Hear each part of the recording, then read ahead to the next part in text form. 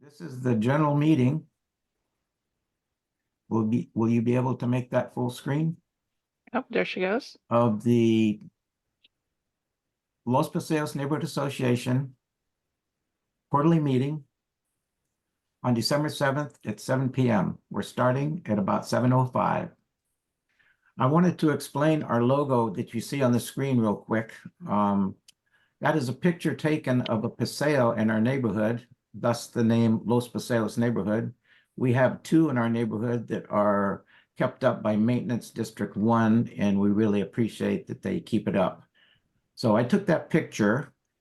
I kind of modified it a little bit, as you see, and Karen took the picture and made this logo. And so I wanted to explain this particular logo. So next slide, and here's the agenda. We'll be approving the minutes from September 21st, doing some LPNA business. District 10 can give us an update. Thank you, Michelle, and Council Member Arjun Batra for being here, and Captain Donohue for being here also to give us an update on our neighborhood and surrounding areas.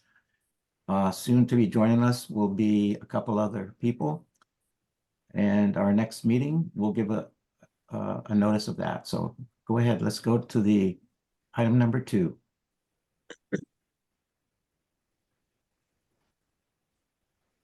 Approval of the minutes from the September 21st general meeting. I'll second. The minutes were sent to the members, and I see no amendments here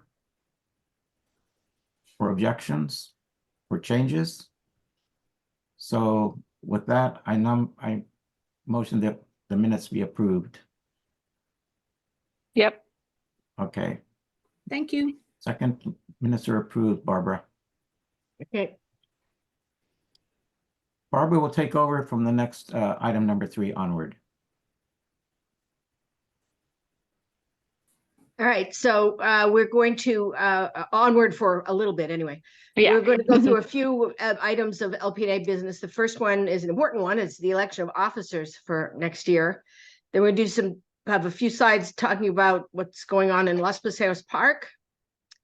And then we will deal with our project that we have under our current grant for free street trees. And we'll give you some update on a couple of recent events with some photos.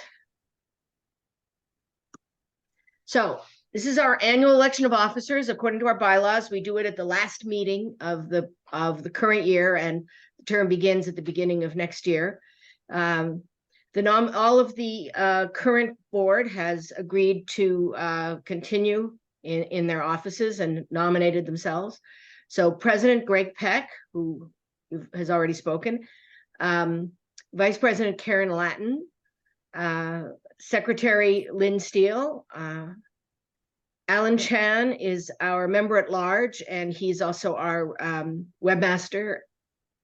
Herb Bowen is a member at large who has a particular interest in emergency services, CERT, and the park.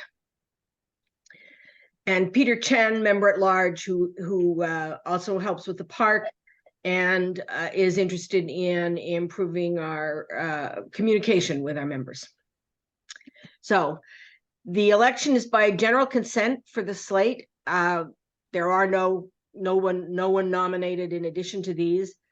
If you wish to abstain or object to any nominee or negatively, you just put a comment in the chat, and we'll wait just a second. And if there are no comments in the chat objecting, we will declare everybody confirmed for next year. And I don't see anything coming in the chat, so since everybody's running unopposed, everybody is declared elected. So wonderful. Barbara, if I may, I just want to offer my deepest gratitude to all of you on the board. Thank you so much for the time that you spend and the caring that you show for our neighborhood. And I'm just so grateful that you're doing this. Thank you. Oh, thank you, Mary. You're welcome. I second that. I Thanks, did not Hita. set up this cheering section. Okay. On to the next item, Los Paseos Park. And first, we're going to talk just very briefly about the trees we planted in December of 2022 in the pouring rain. The picture on the far left is Peter Chen digging a hole to put a maple tree into. And we weren't soaking wet at that point yet, but boy, we were by the end of the day. And the pictures are not current pictures because currently these are all deciduous trees. So currently they're not looking at their finest because they have lost or are losing their leaves. The next picture to the right of Peter is of the elm trees. We planted 6 of them. We're going to get some help with pruning from our city forest. I'll talk about that later in terms of volunteers. There's also going to be an opportunity for people who want to volunteer to get a little coaching on pruning process. The elm trees are kind of have branches waving all over the place, and it's not entirely clear which is the leader that you want to become the ultimate trunk. So we'll get some help from our city forest and some education on that. The next ones over are the maple trees. They're growing very straight and tall. They will be nice fall color, nice red color in the fall in the future. The one closest to the Martin Murphy path to the playing fields doesn't get any irrigation, so that one is the special child who needs an extra bit of water because there isn't any irrigation right around it. Up one moment. The far right is an oak tree. They're up on the top of a hill where some trees were removed recently, and they also need more water. They don't have a lot of soil. There's a lot of chips from the tree, the busting up the roots and trunks of the trees that were there before, and I'm not sure that we were going to have a conversation with our city forest about what we can do to help those trees a little bit. They're a little bit needy. Hey, Barbara, Do you know what kind of oak tree it is? The oak tree, the Muhlenberg oak. never heard of that. No, neither did I. Barbara, can I just take, are you done with the trees? Before you go on, I wanted to just pipe in a little bit. Okay, I just want to say something about the oak. It is drought tolerant, and it has a taproot, which is kind of important because it's up on the hill, so it will reach down eventually. So we need to just keep it going until it gets its root down to the good stuff.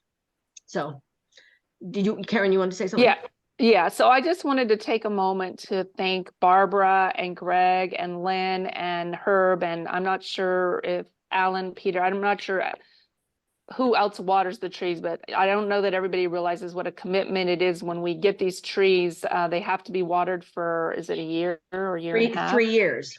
3 years, for 3 years. So during the summer, somebody has to go to the park and set up hoses, and it's quite a grueling process. And most of that has fallen on Greg and Barbara in the past, and I know Lynn stepped up recently, and I apologize if I'm not aware of who else is taking a large role in that, but it is quite a commitment, and I just want to thank you for doing that for the community. You're welcome. Thank you. Okay, so we are going to ask Hita Modha to talk to us about a new initiative in the park that she is championing and working on. Hita, are you Ready. Thank you, Barbara. ready? Okay, go ahead. Yeah, so last month, early November 1st, I saw the notice at the park that they were going to spray Roundup to kill weeds. And somehow a red flag went on in my mind, and I just had to do something about it. Now, last year I had also stopped them from spraying any weed killers because we had put up bird boxes, nest boxes for bluebirds, and if the bluebirds would be harmed if any herbicides were sprayed. So I sent an email to multiple parties. Nothing much happened. I just got a general response saying that we are aware and thank you for your concern, etc. Then I talked to Greg, and I told Greg, we have to stop this because I feel that something's not right about this. So Greg helped me connect with park staff, with Michelle in District 10, and we talked, conference called, and then finally decided that they will not be spraying any chemicals, but instead they would need our help as volunteers. Next, a week later, we met with the park staff to discuss how we could deal with weed situation at the park. There were some suggestions, and the main the main challenge is the fence, and how to take out weed at the fence, along the fence. One suggestion they gave was to move pine needles from one area to another where we wanted to control the weed.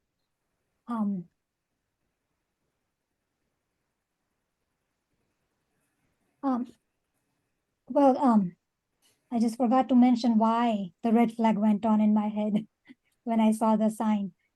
It's because the chemicals used in Roundup, the ingredient glyphosate, is linked to cancer, non-Hodgkin's lymphoma in particular, and there have been hundreds of thousands of lawsuits against the company. And the International Agency for Research on Cancer categorizes glyphosate as a probable carcinogen for humans. It affects, not just cancer, it's linked to many other diseases and health conditions in humans. Children, especially vulnerable, with 2 schools so close by. It's definitely a concern. It harms the workers that spray it the most. It's not good for the insects. It kills insects. It harms the birds that eat the insects, and it continues on along the food chain. Ends up in our water, remains in our soil for a long, long time. So there are many, many, many problems. And the main reason is that we want our park to be safe and non-toxic, and we need clean environment.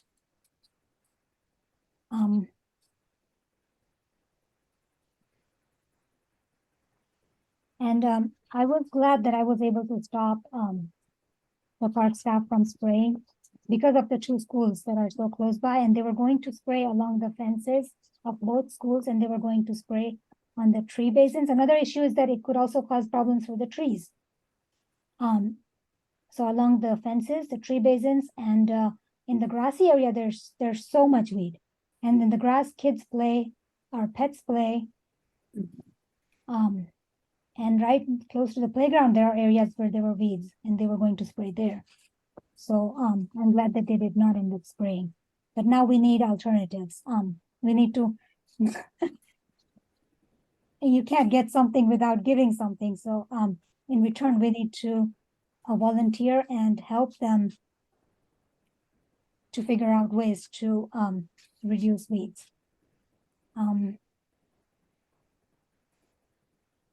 Here, my next point, creatively thinking through chemical-free approaches.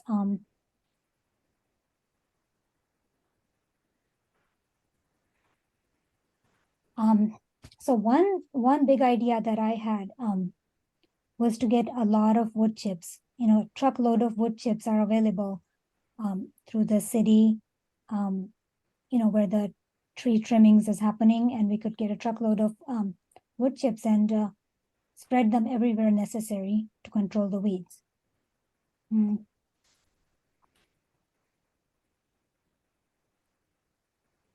What Another about idea, weed cloth? um, Weed cloth, excuse me, weed cloth? weed cloth, if it's burlap, it's okay. But other cloth, they can actually can also damage the ecosystem. They would kill the earthworms or whatever is underneath. So that's a little bit of a tough situation. But burlap, we could put the bark and put burlap over, or put the leaves and put burlap over. But that's a longer, I think that, I mean, this is, I'm open to creative suggestions from everyone. Hita, can I interject something real quick? Yeah, sure. We had a discussion while we were out at the park regarding the fence line where the weeds kind of grow up into the chain link fencing there. Yeah, yeah. To cut away about a foot away from the fence line itself and lay down there, as you had mentioned, something other than weed block, but something maybe cardboard. Yeah, that yeah, people yeah, we use, could, and a that's lot of possible. people- Newspapers and or cardboard newspapers are, or I think are, burlap, okay, yeah. and then covering it with the bark, With like wood you chips, said. yeah, with wood chips, yeah.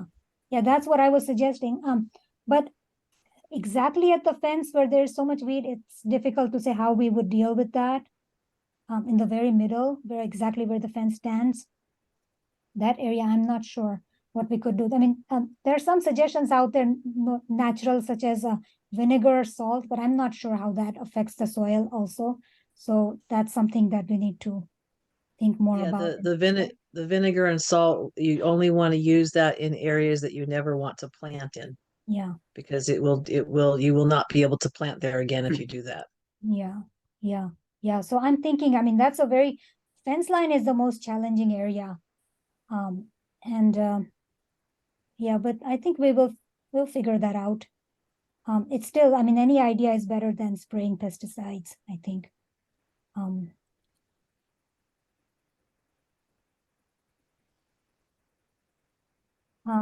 Also, yeah, and then when we met with the park staff, we asked them, if you don't use the funds for spraying chemicals and, for the labor of spraying, where would that fund, I mean, that those funds should be redirected to the efforts, right, of manually removing the weeds. And I think that's something they will think about, and we'll figure out what to do.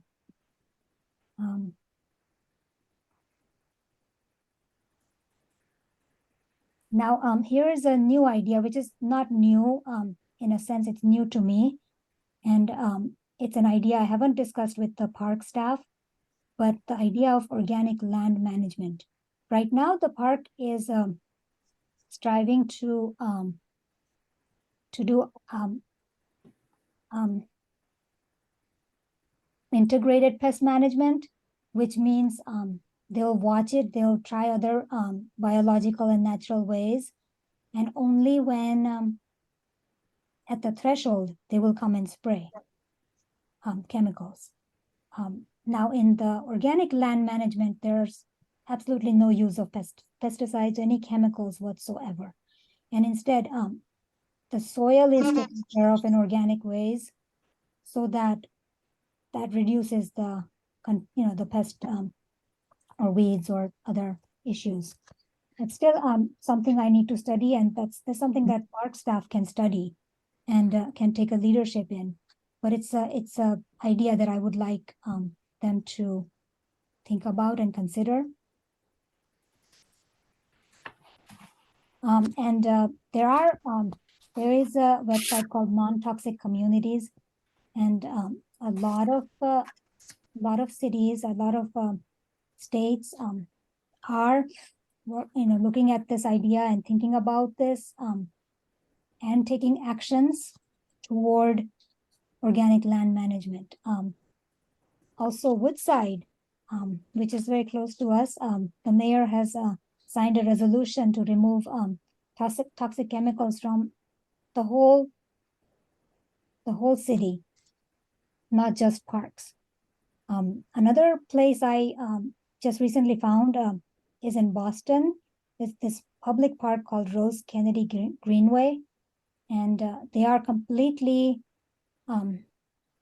based on they're completely using organic land management and are very successful. So I'm planning to contact them and to see how they are managing it.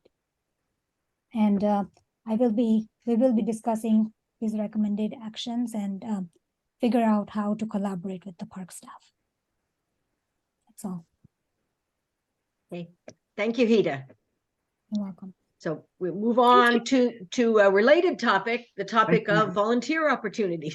I'd like to thank Hita for taking a lead role in this and continuing in our Los Paseos Park. Thank you very much, Hita. Yeah, You're thank welcome. you. It's like we'll be having to plan some, like the next slide, some volunteer days. Exactly. It leads into the next slide.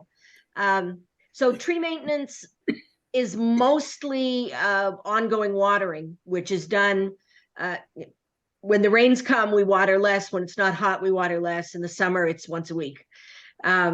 We'd like to have enough volunteers to do it that a person would only be doing it once a month or once every second month, rather than the same people doing it every week.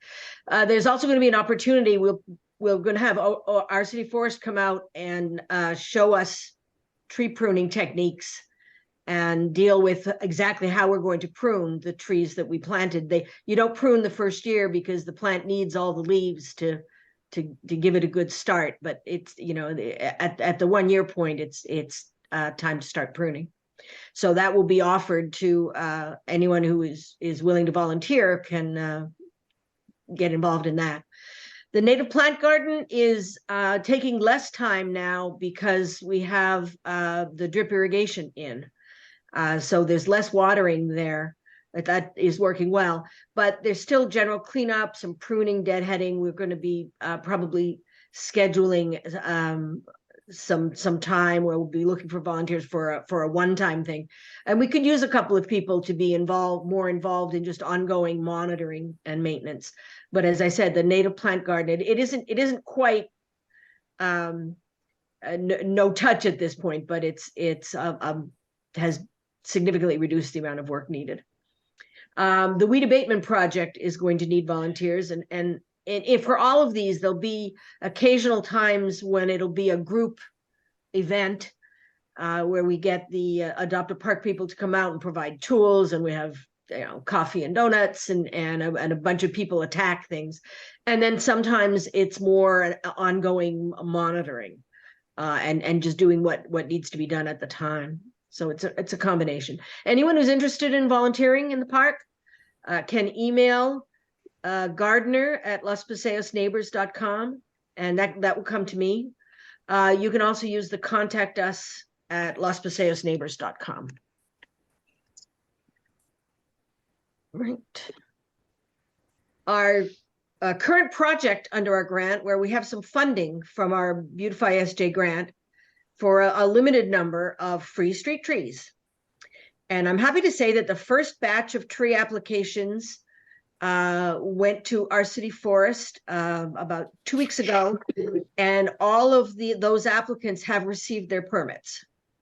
So the city has granted the permits to plant, and the trees have been the tree species have been selected. So they're ready to move on to the next stage of actually planning for the planting. Popular criteria are drought tolerant and fall color for planting, and there are some available species that combine the two. We have the budget left for 3 additional trees, and if anybody has room for a tree, they can again contact Gardner at lospaseosneighbors.com. And we're also going to send an email out to the members to reiterate this, and that we have 3 trees left in the budget.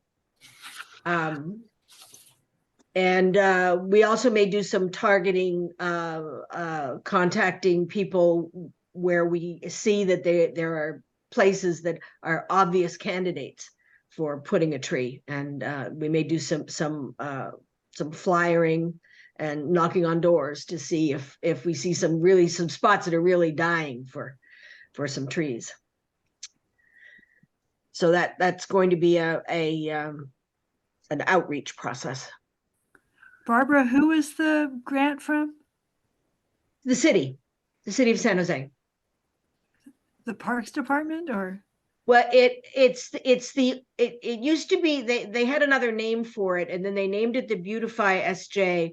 And Okay. originally it was a different unit that was responsible, but over the last 2 years, the Parks Department has taken over administration of these grants. The grants aren't just for the park, though. The grants are the Beautify SJ grants. It includes it includes supporting the neighborhood associations, paying for our Zoom membership is one of the things that can be covered under the grant. Also the things like when we painted the utility boxes. So it isn't all in the parks, but a fair bit of it is in the parks, and I think that's why the Parks Department ended up being responsible for it. Thanks. Okay, events. We had our holiday event on just recently on December 2nd, and we had refreshments that were provided by LPNA and some crafts that were provided by LPNA and the Los Paseos Homeowners Association. They let us use their clubhouse for this event, and it's a cooperative event between both organizations. And Santa came and saw the little kids and the big kids. And there's a rogues gallery of the LPNA board and Councilmember Arjun Batra, who came to the event, and Santa, of course. And we also had caught Captain Donohue at the event. We didn't get the fire truck wasn't able to come because they'd had a very busy weekend and they just couldn't make the event, which is too bad. But we did do collecting toys for tots, and those have been turned over to the fire department. And Captain Donohue again instigated a coffee at the crosswalk event that we did in November to promote pedestrian safety near the schools. This was timed to be at the rush when parents are dropping off their kids, so that we draw attention to the traffic at that time, to the kids in the sidewalk, in the crosswalks, and to try and get people to pay more attention to the crosswalks and the traffic congestion issues around the schools at that time of day. We provided refreshments, and police came, and quite a number of police came to escort students across the crosswalks and emphasize the issue of safety in that area. And Mary Patterson from the Morgan Hill School District board was there, and Captain Donohue, as I said, brought a significant number of police officers to attend the event. So thank you, Captain Donohue, for helping us with this important issue for our children. And that is the end of the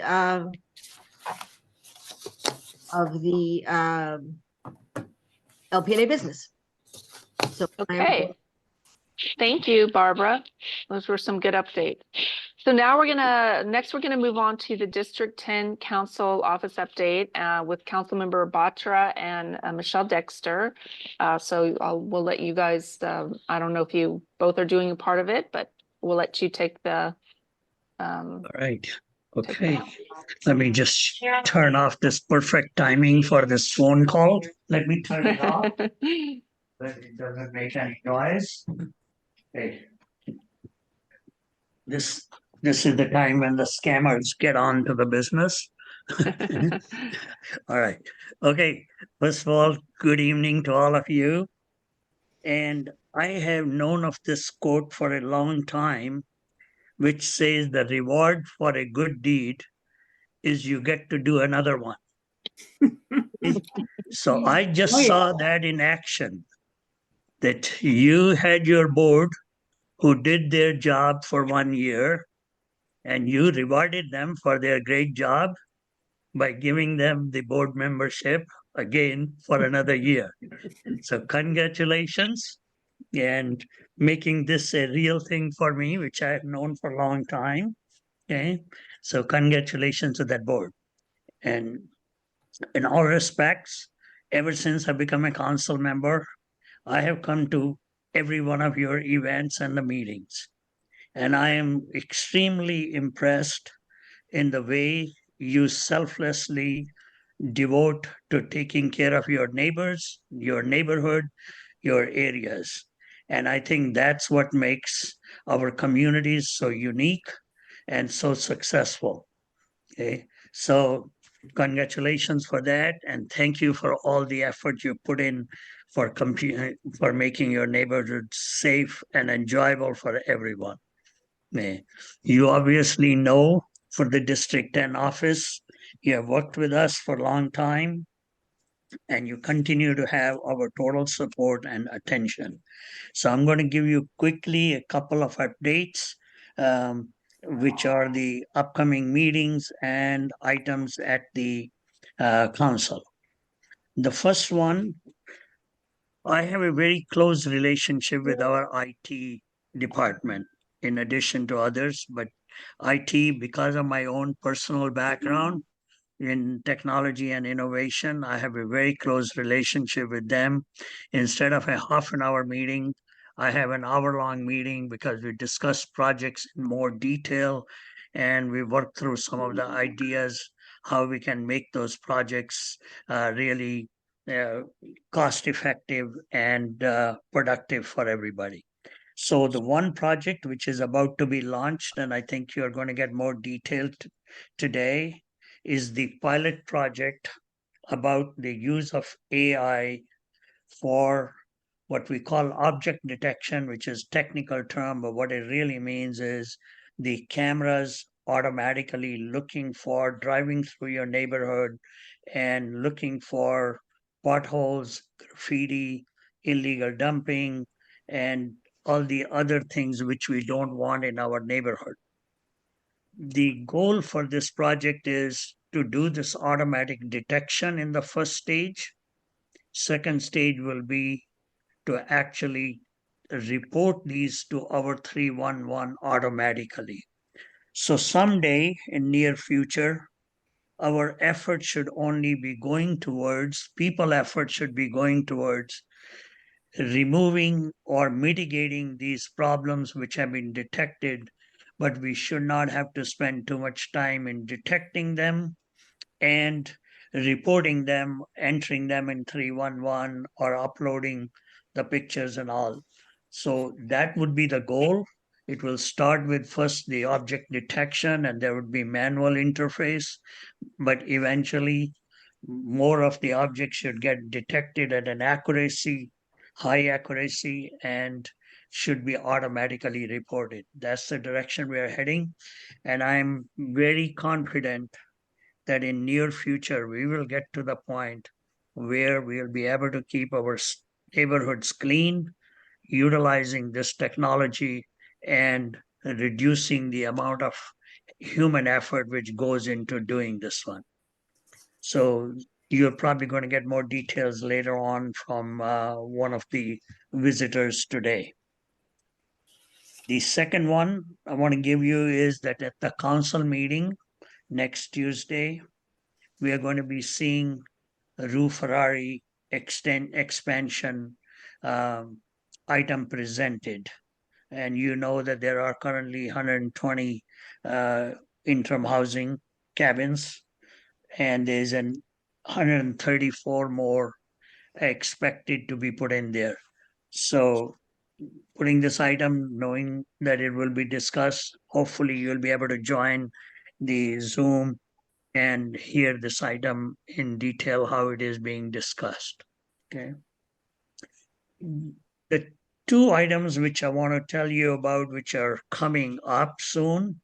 I want to must mention about one item which we newly did in District 10. Dumpster days have been done for a long time in District 10, and we continue to do those. In one of the places when we had a dumpster day, I was asked, how come we don't do any e-waste day? We took that suggestion immediately, and Michelle went to work.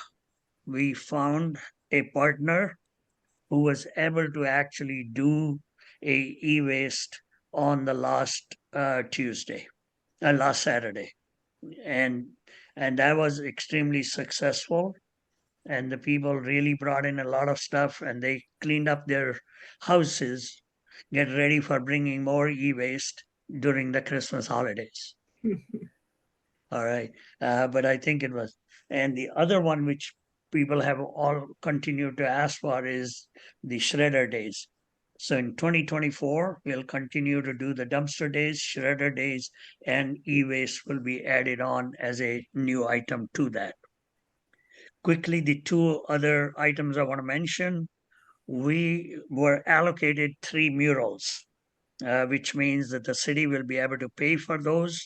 We suggested the 3 locations, and there's community meetings being held with the artist to design the final part of it so that this thing can be done. One of the murals out of the 3 is going to be on the outside of the Santa Teresa branch library, and that meeting is coming up on the 14th evening, and that's where the artists will be present and the community to make a decision on the next step of the mural. Okay, we already had a meeting on one of the murals, which is going to be inside of Almaden Community Center Library, or Almaden Community Center stairsway along the wall. So we had a community meeting on that one. And this one would be the second one. The third one for the mural has not been yet. The meeting has not been scheduled, but that's going to be on the Wildland Library.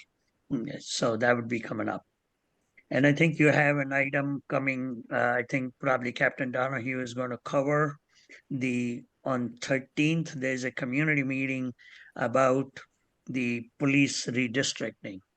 Captain, you're going to be covering that one? Sure. Okay, yeah, so that's going to be happening on 13th of December. So I won't get into Council member, can I? Yeah.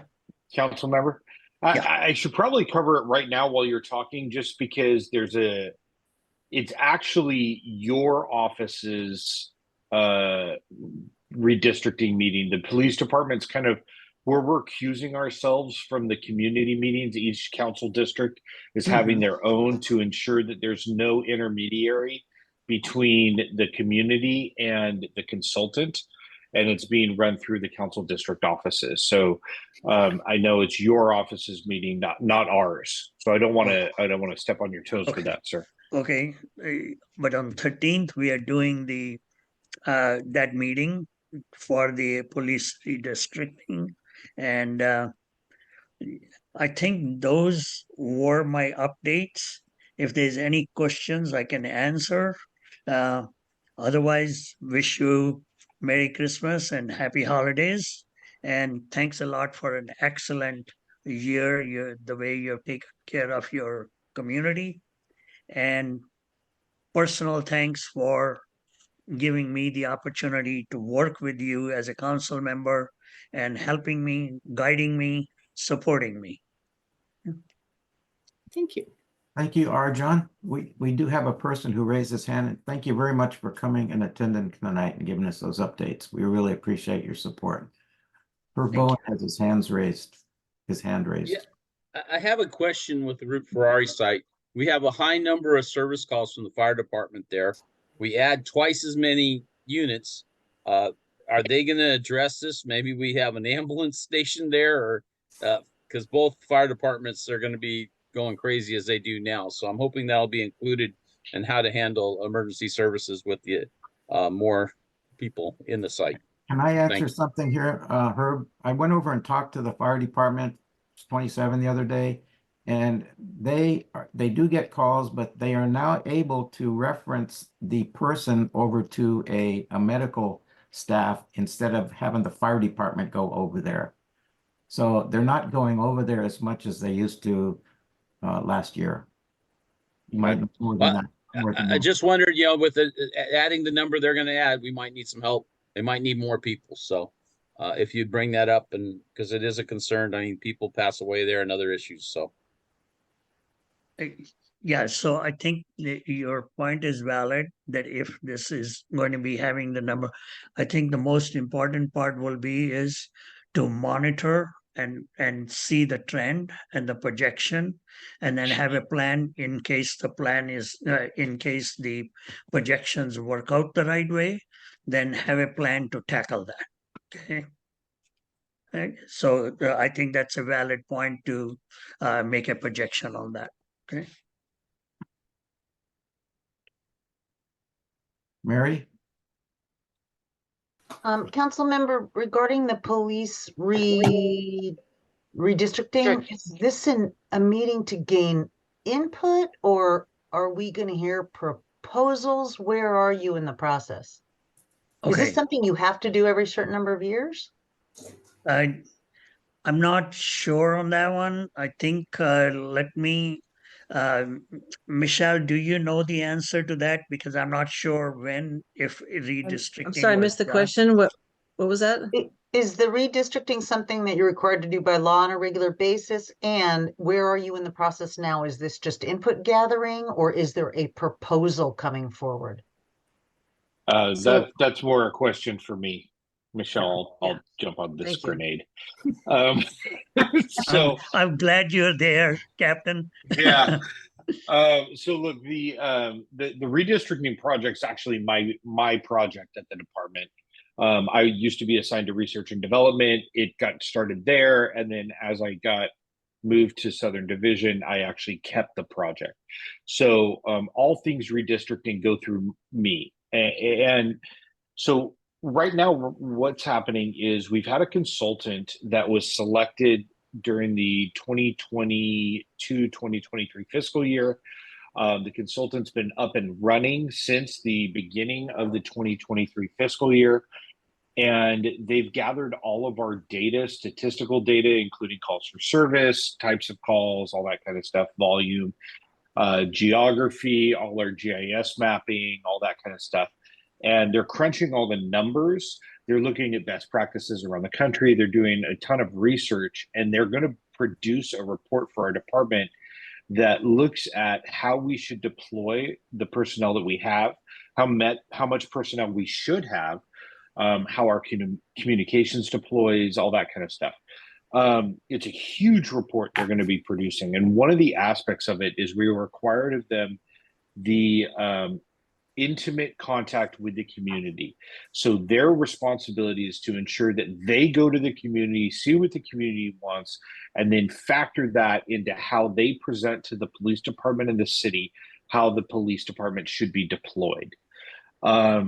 So that's kind of the overall picture in like a really broad stroke. I could talk about it for 6 hours, and nobody on here wants that except Herb.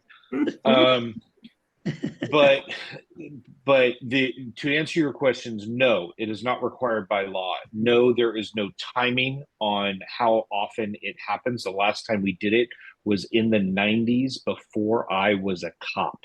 So it's been a minute.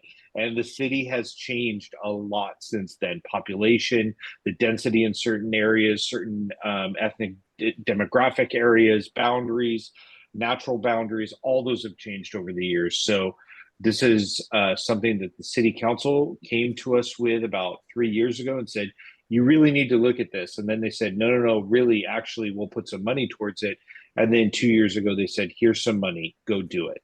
And it's going to cost about $500,000 to really come up with a good plan, and then implementing it's probably going to cost a little bit more money.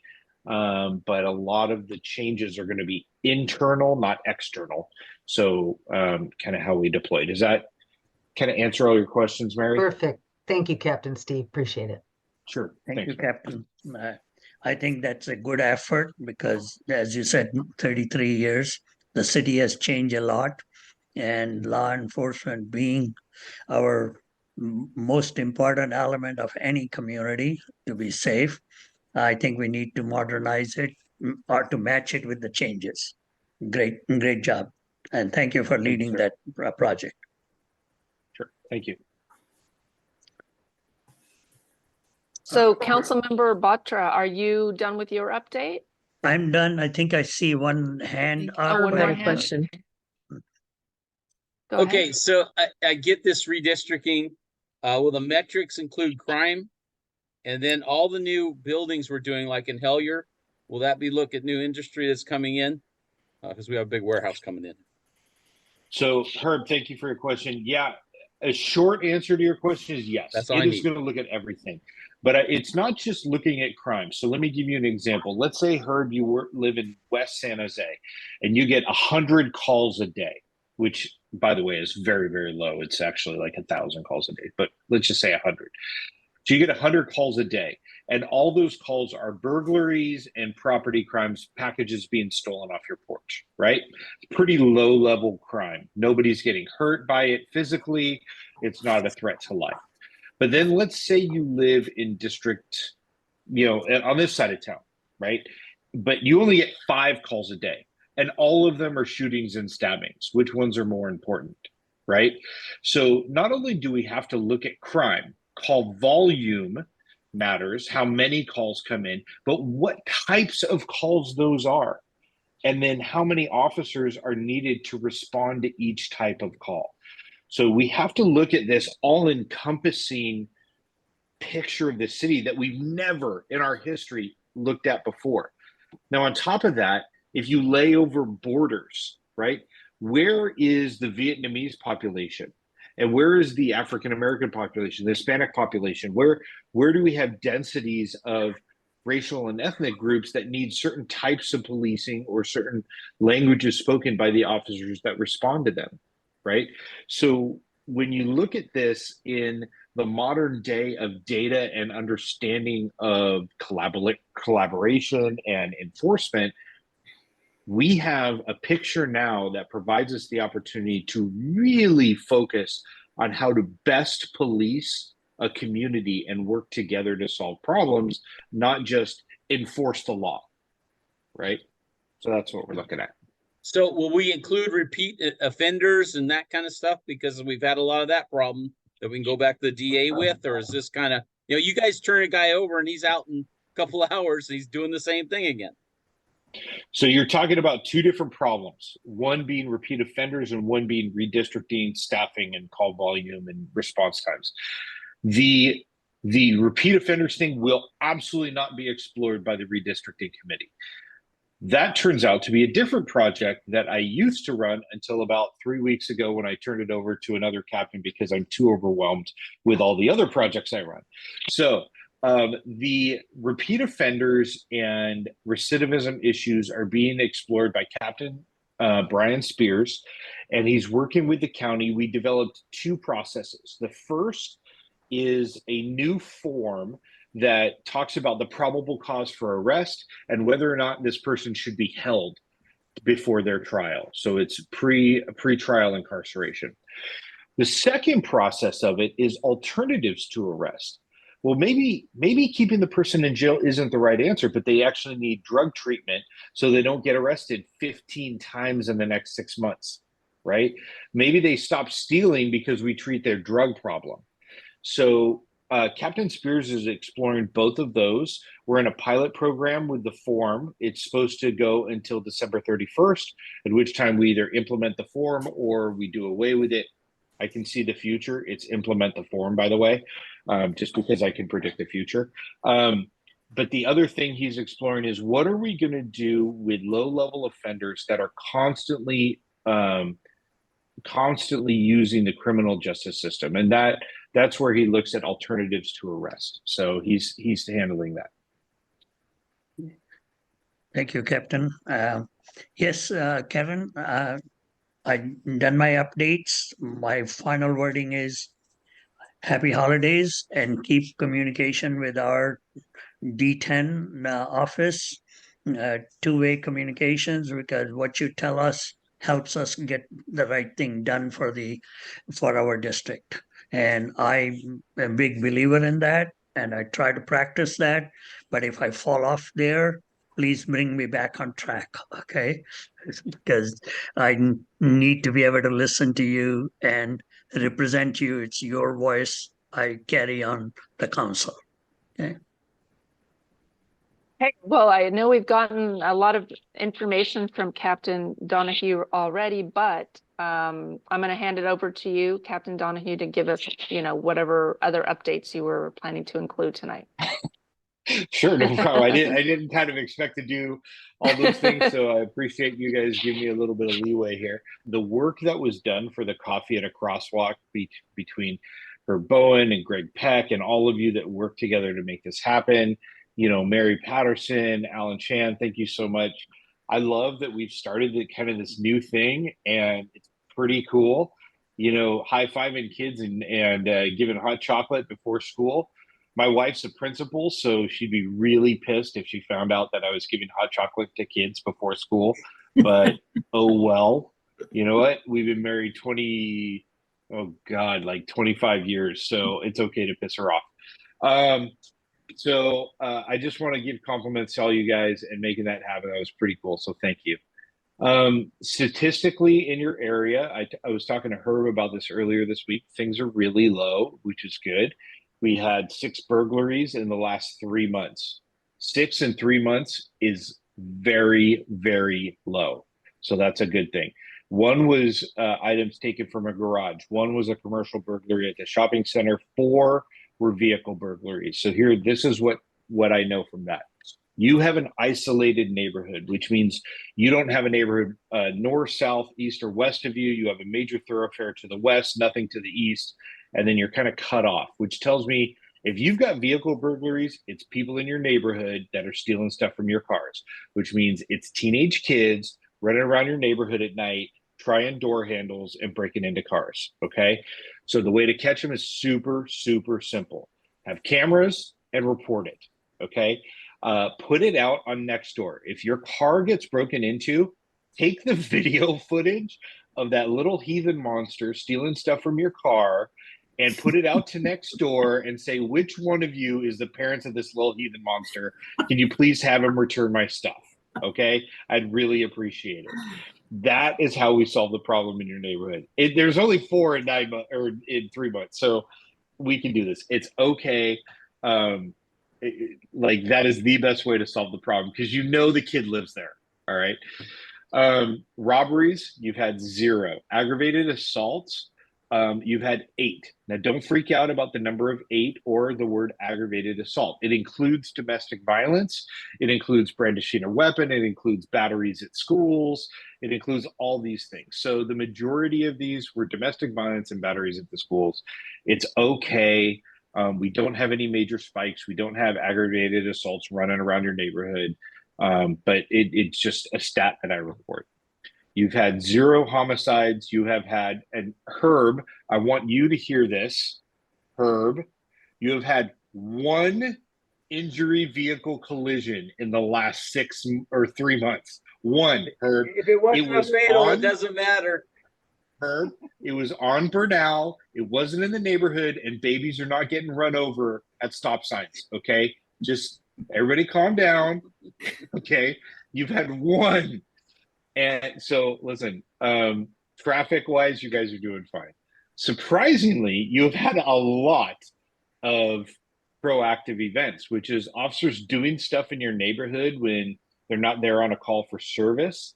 Oh, please. Smita just said whatever Herb is doing must be working. Smita, do not encourage him. Stop it. Okay. Well, Captain, you just said we've got officers being proactive here, and Herb is our squeakiest How many wheel officers for did you at years. crosswalk at the cut? You had like 20 some officers. I thought it was a crime scene. I did. That was pretty good.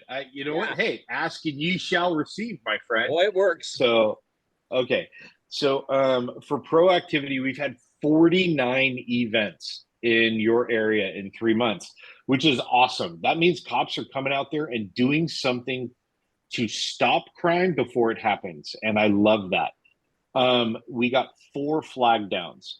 Now, a flag down for me is a barometer of whether or not the officers are actually out in the community. And what it means is at some point that officer was out there and someone waved them down and said, hey, let me ask you a question, right? And that means they're accessible. They're there, not hiding behind Target watching Netflix, and they're doing something where the officers can be contacted by the public. And I love that. So I'm saying things are going really good in your community. If you feel differently, please let me know. Obviously, I don't live there, I visit. So if there's something you would like to see different, please, reach out to me. Peter just put into the chat, are these stats made public on crime mapping? Okay, so let's talk about crimemapping.com. That is the website on the police department's website where you can kind of connect to it and you can look at the calls for service in your area. I don't report on calls for service. When someone calls 911 and says, hey, there's a robbery that occurred, it may not actually be a robbery. It may be a burglary. It may be a petty theft. It may be a vehicle burglary. It could be anything, but someone called it a robbery when they called 911. So what I report on is actual event reports, like the actual reports, like the final numbers of what we say happened because an officer wrote a report about it, not what someone said when they called.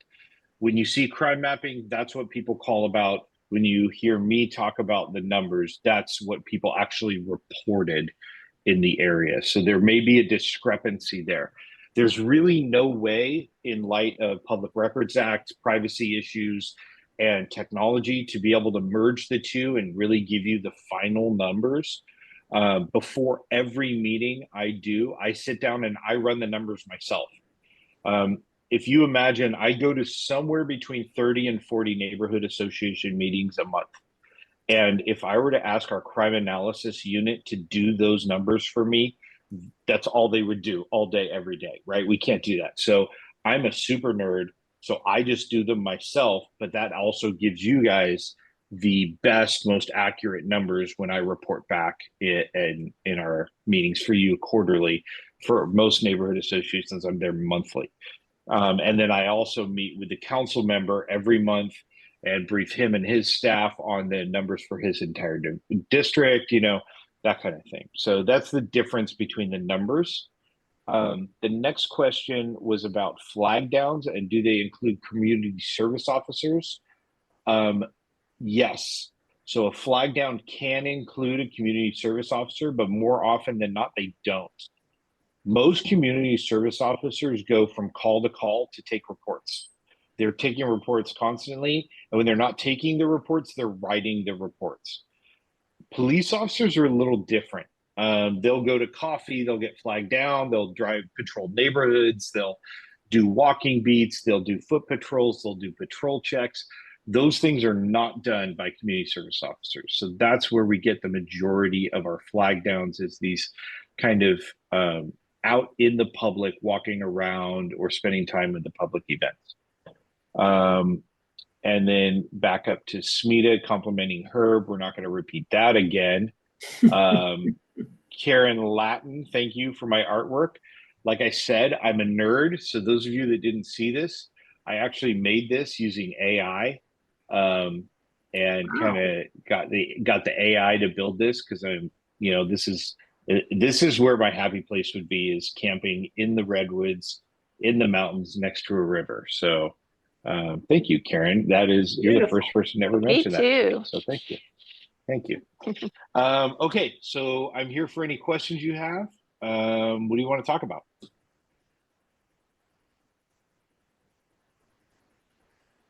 No questions? Where will you be selling the art? the artwork. It's free. It's free to anybody who wants it. Hey, I was able to go by the Christmas thing. That was a very cool thing you did with having Santa come down and spend time with your community.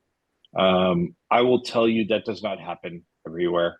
You guys are very unique for doing that, and I think that's very cool that you brought Santa to your kids and were able to provide them the opportunity to locally gather, get some hot chocolate and some goodies, and that's pretty neat.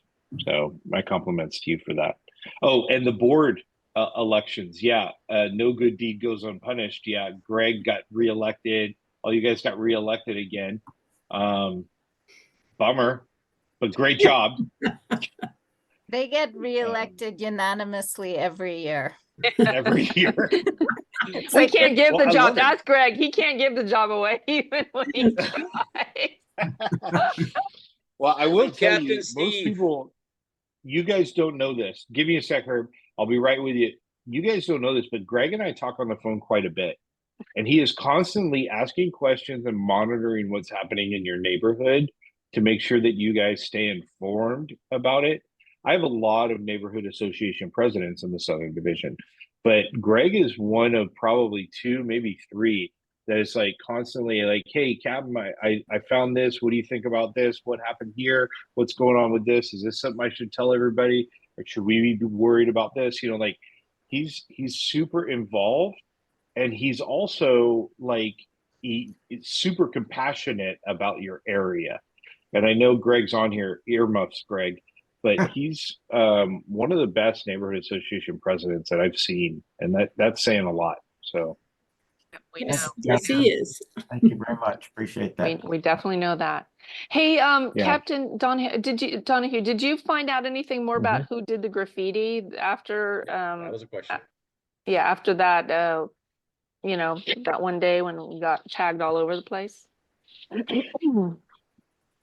okay, so you guys got van tagging, as I recall, right? What's that? Barrio Aztecas Norteños. So they've been tagging the Cottle Road and Santa Teresa and Cottle corridor. They, for some reason, came down there and hit you guys with VMA, which is Barrio Malditos Aztecas, and VAN, which is Barrio Aztecas Norteños. And we did a sweep of VAN subjects this last week. I cannot tell you the results of that sweep, but I hope next time I can. They were exceptional. That's all I can say. But they were. You're muted, Karen. What does that mean? They were exceptional. What was exceptional? Well, if I could tell you, I would. But I mean, what? I'm not sure what you're referring. What was exceptional? I'm not sure. Sweep? The sweep? A lot of people went to jail for things that they should go to jail for. I can't tell you how many. I can't tell you who they were. I can't tell you their ages. I can't tell you what they were arrested for because it would compromise the investigation on a couple other people that we're looking at. Okay, so the sweep was exceptional. Exceptional. Like we took pictures of it. It was so good. So okay. Yeah. Cool. So it was really good. But what that means is we were able to identify the entire group of VAN subjects, who they are, where they live, what they do, and then a lot of them went to jail. Okay. I have Folks, one I quick think- one. I have one quick one. Did Captain Sure. Donohue, did you get a hold of Stormy and help her out with that traffic flow problem? The assistant principal at Los Paseos? So I did. I actually walked over to her school and kind of gave her. I talked to Stormy for a while, and I'm sorry I can't remember the principal's name. Mary, you might want to help me out with Debbie that. Stewart. Debbie, thank you. So Debbie, Stormy, and I stood there and we talked about kind of how to get the cars to move out of the parking lot, how not to cross the double solid yellow and turn into the secondary parking lot for ingress and egress. And then what it ended up being, and Mary, you might want to back this up with a conversation with them, is they have two problems. One is they didn't have a cone pattern that forced people to turn right. Okay. So I told them how to do that, and they had to go buy cones. They were going to take care of that and then make everybody turn right. That was problem number one. Problem number two is they have a drop-off only zone where everyone parks.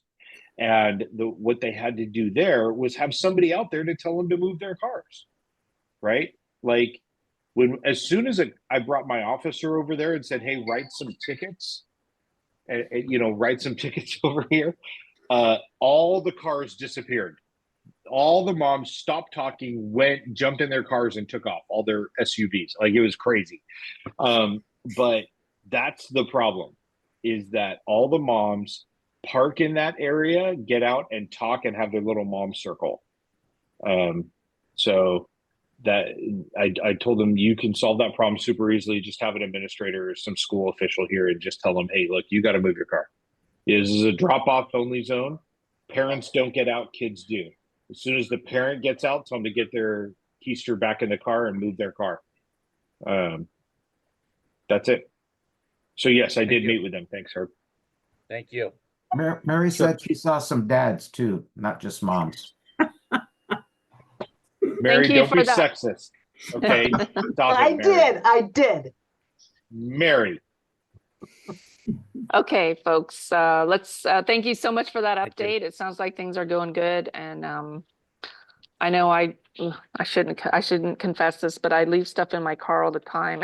It's not valuable stuff, but so far so good. Anyway, so let's move on to the next presentation. We're gonna have Linden Skjeie present. Bye. Thank you. Thank you. On San Jose recycling, followed by Andrew Park from the Santa Clara County Hazardous Waste Program. So we're gonna have Linden go first. Linden, are you? Yep, you're there. And I don't know if you have any slides to share. Hopefully you'll be able to share them.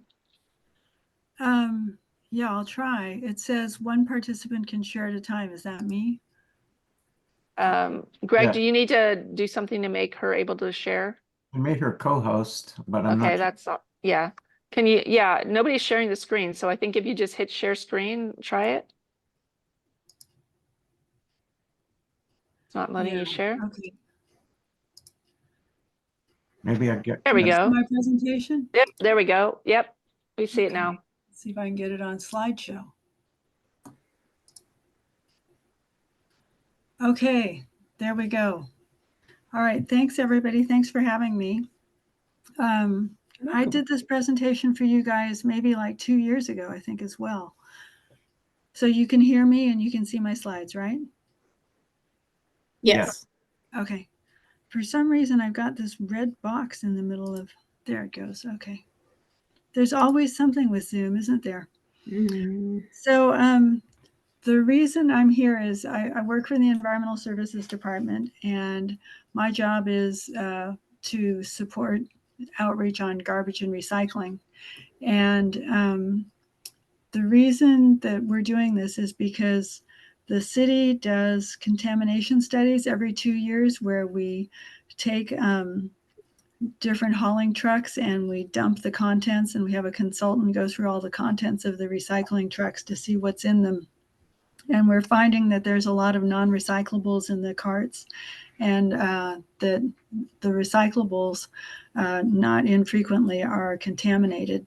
And this means that then the recycling hauler who could have sold those materials if they were clean is not able to, and they end up having to be landfilled. And when that happens, their costs go up, and those costs can get passed on to we residents. And so if we're going to succeed at recycling, it really starts with us as individuals. We need to make sure that we're not putting contaminated materials in the carts, and we need to make sure that what we put in the carts is actually recyclable.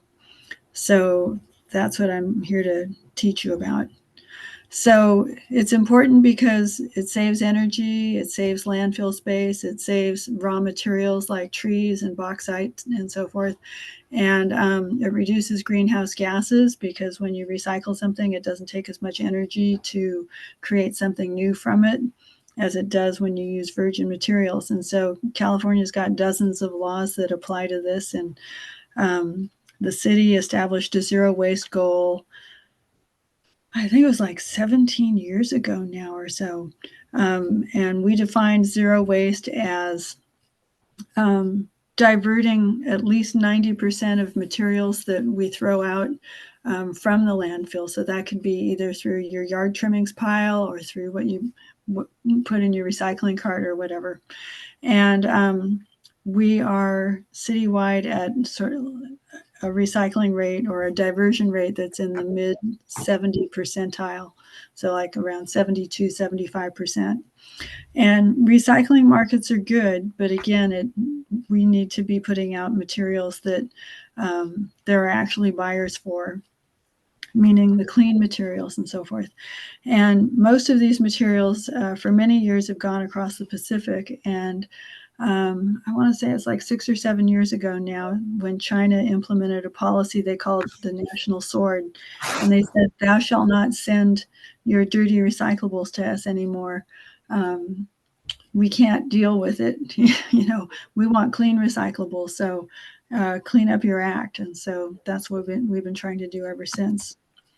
Now, with our last contamination study, this is a map of the city that shows you where the contaminated areas are. So an area that looks a little bit yellow, that's like in the 25-35% contamination range. And then in the areas that are red, those can be, 40, 50, 60, 70% contamination. So you can see that this is, all over the city and something that we all need to address. So to make sure that we're all on the same page, if you live in a single family house, then as you probably are aware, the gray cart is the recyclables cart. The black cart is for garbage. And some of you may subscribe to the yard trimmings cart, which is the green one. Most people in the city have the 32-gallon size for the garbage cart, which is the smallest one. And you can also get a 64-gallon or a 96-gallon garbage cart as well, and it costs more. The 32-gallon is around $50 a month. The 64 is $100, and the 96 is $150. So that's a cost that is prohibitive for some people. But if you consistently have too much garbage to fit in your 32-gallon size cart, then you can upsize to one of those other ones.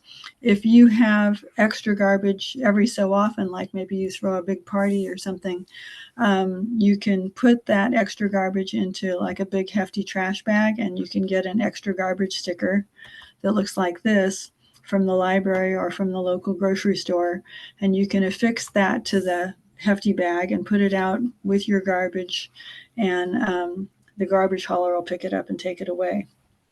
And then I don't think this neighborhood has any multifamily. Am I right? We do. We have a couple of condo. Oh, okay. So if you're in a multifamily complex, then the white bin is for the recycling and the green bin is for garbage. If it's a smaller complex, you might have the blue cart that's sort of reminiscent of the gray cart in a single family house. And then both can, put yard trimmings out loose in the street. So I talked about the extra garbage sticker, and this is sort of what a set out can look like. So for instance, if you have extra cardboard that won't fit in your recycling cart, you can break that down and lean it up against your recycling cart for it to be taken away. Maximum size for those is 4 feet by 4 feet. If you have too many recyclables to fit in your recycling cart, you can just put them in a bag next to the cart and the hauler will pick it up. Yard trimmings piles, try and keep them, 5 feet away from any parked cars and away from your carts and so forth. And please don't put them in any bike lanes. We're trying to make sure that those don't create a hazard for anybody who's using a bike lane. So the 4 major categories of materials that you can put in the recycling cart are metals, paper and cardboard, glass, and plastic. And so I'm sure that's not a big surprise to you.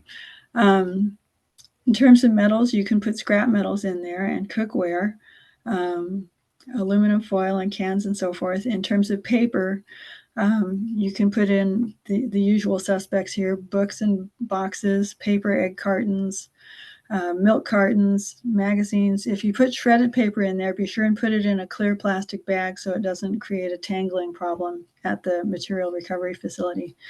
Now, you can put newspapers in your recycling cart, but there's other low-grade papers that we don't want in there. So that includes tissue paper, toilet paper, paper towels, paper napkins. Those are such low-grade papers that they don't really have.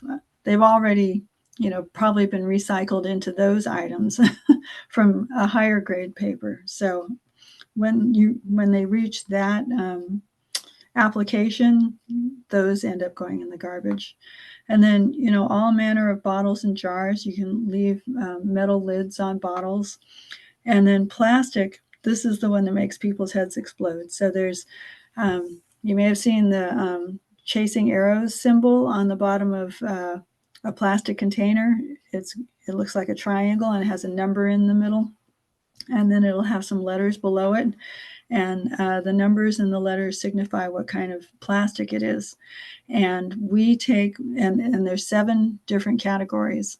And we take plastics number 1 through 5, but we don't take plastic number 6, which is polystyrene. We don't take it in either the expanded polystyrene, or you'll find it in rigid form in things like takeout containers or my vitamin bottles I've seen with rigid polystyrene and so forth.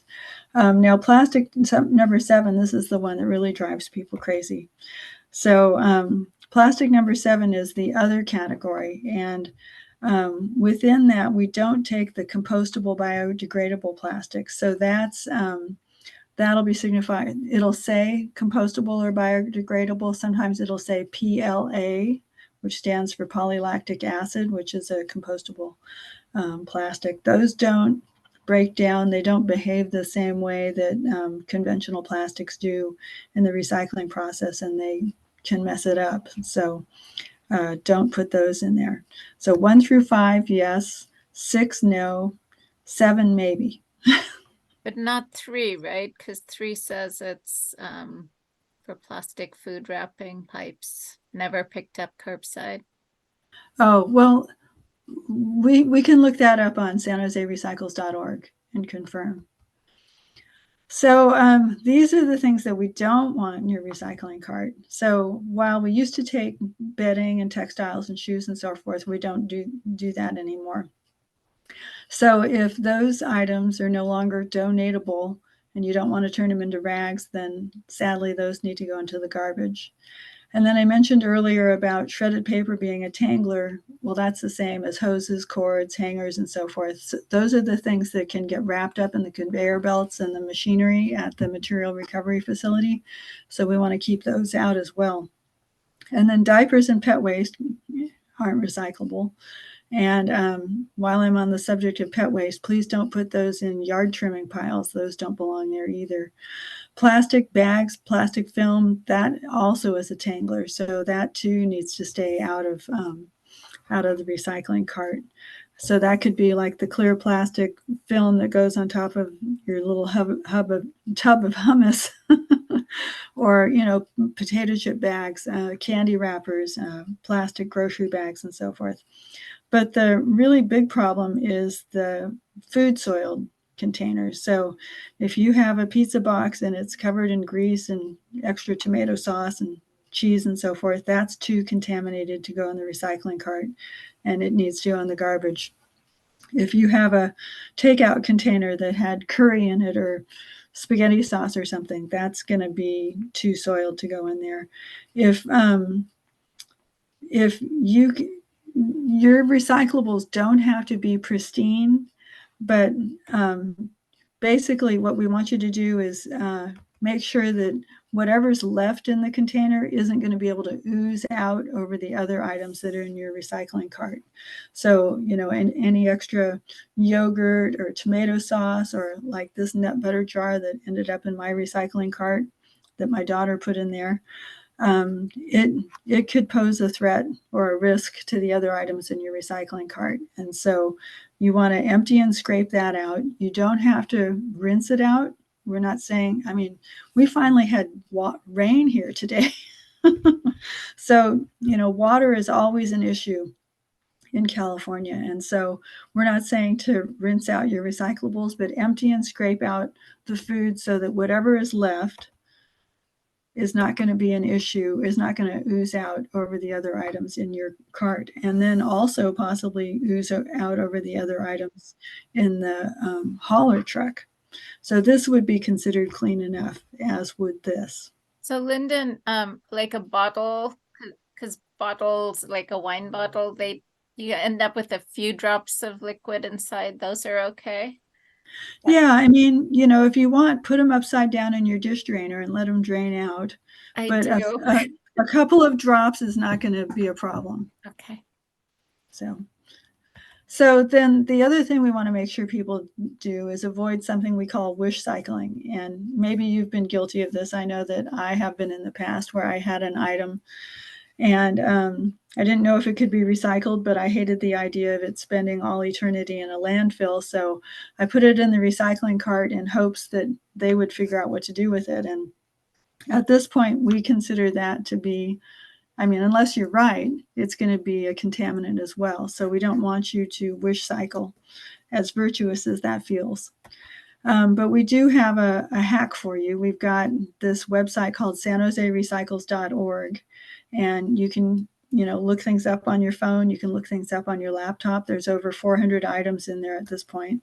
And you can see how it says, what do I do with? You can put, you know, the item you're unclear about in there. Like, let's say you've got dental floss or something, or a light bulb or a battery or a fire extinguisher, or, you know, something like that. You can put it in there, and chances are good that it'll tell you what you're supposed to do with it.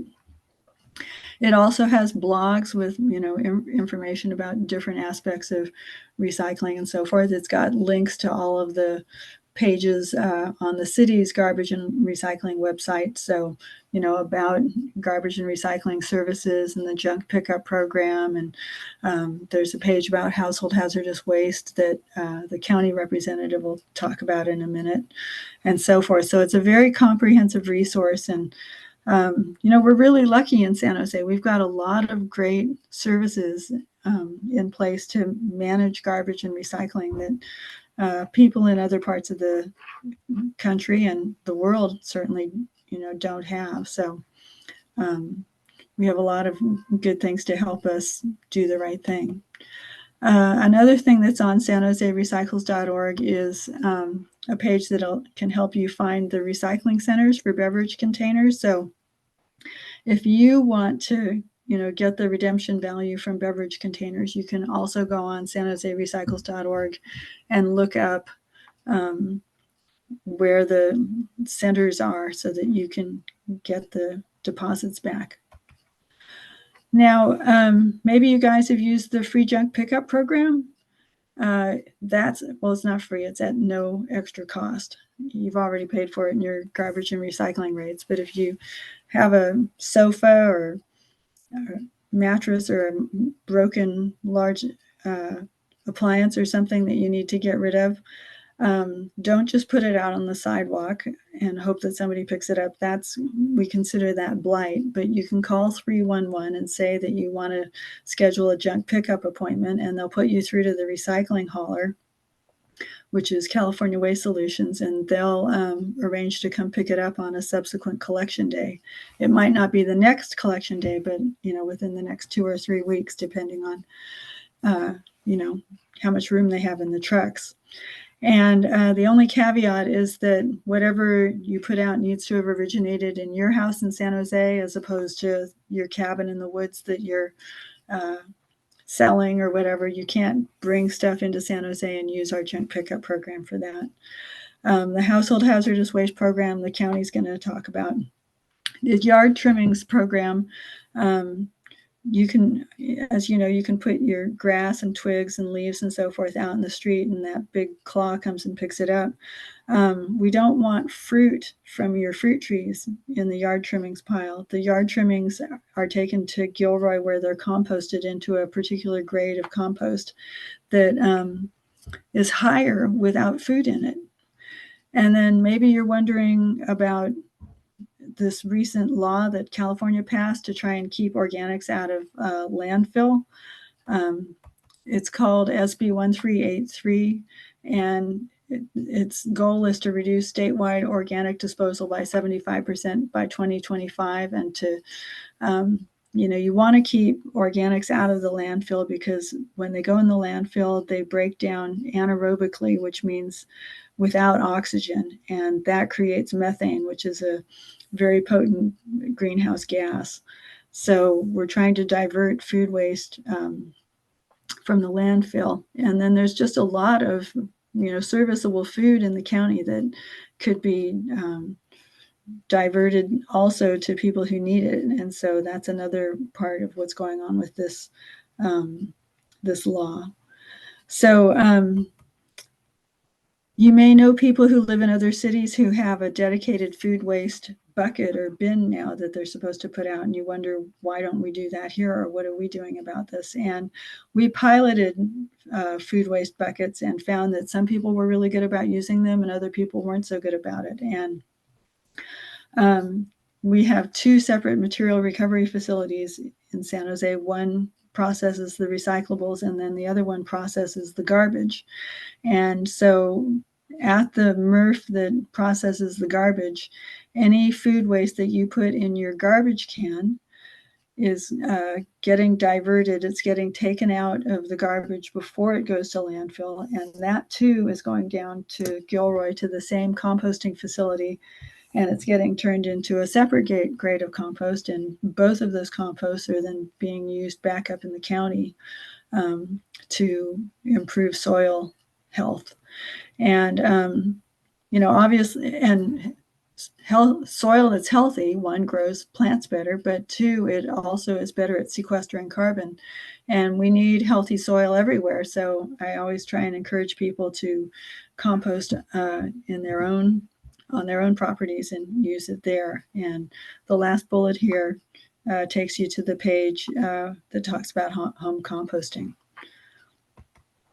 So if this just gives you a burning desire to learn more and more about garbage and recycling in San Jose, you can sign up for our monthly newsletter called The Loop at this URL right here, and I'll put it in the chat when I'm done, and we'll send this to you electronically. But when's the best time to try and avoid creating waste in the first place? It's when you buy. And you could look through your garbage can and see what's in there and figure out if there's things that you could have bought or done differently that would have made it so that you didn't create that waste in the first place. Is there a plastic straw in there? And if you'd had a reusable straw, would you have been able to avoid that plastic straw? Is there, other takeout containers or so forth? One of the people that I work with has set up with her butcher at her grocery store that she takes her own containers to the meat counter, and instead of the butcher putting the meat into a plastic bag and then wrapping it in butcher paper, he puts it in her containers, and she takes that home, and then she doesn't have that waste. And when my husband and I go on a road trip or go out to dinner, we have an old Lululemon shopping bag that we've got our own plastic containers in, and our own reusable cutlery and our own reusable cloth napkins, and we use those instead of bringing home more plastic. So, and then you guys were asking about whether or not I had mentioned that there's a couple of places where you can actually refill, say, a shampoo bottle or a pump liquid soap bottle and so forth. And I'm not endorsing these, but there's a place in San Pedro Square called The Source Zero, and that's their website, thesourcezero.com. And I've taken empty lotion bottles there and filled them back up and so forth. And then there's another one in Morgan Hill, which maybe is closer or easier for you guys, called fillerup.shop. And they had this cute t-shirt on their website. It says, "Refill is the new recycle." And so just, like when I take a walk, I have a bunch of my mom's old cloth handkerchiefs, and I use those instead of taking Kleenex. And so there's just, just look at what you're buying and what you're throwing out and see if there's a way to sort of change that. So that's all I had for now, and I'll stop sharing and I'll turn it over to Andrew.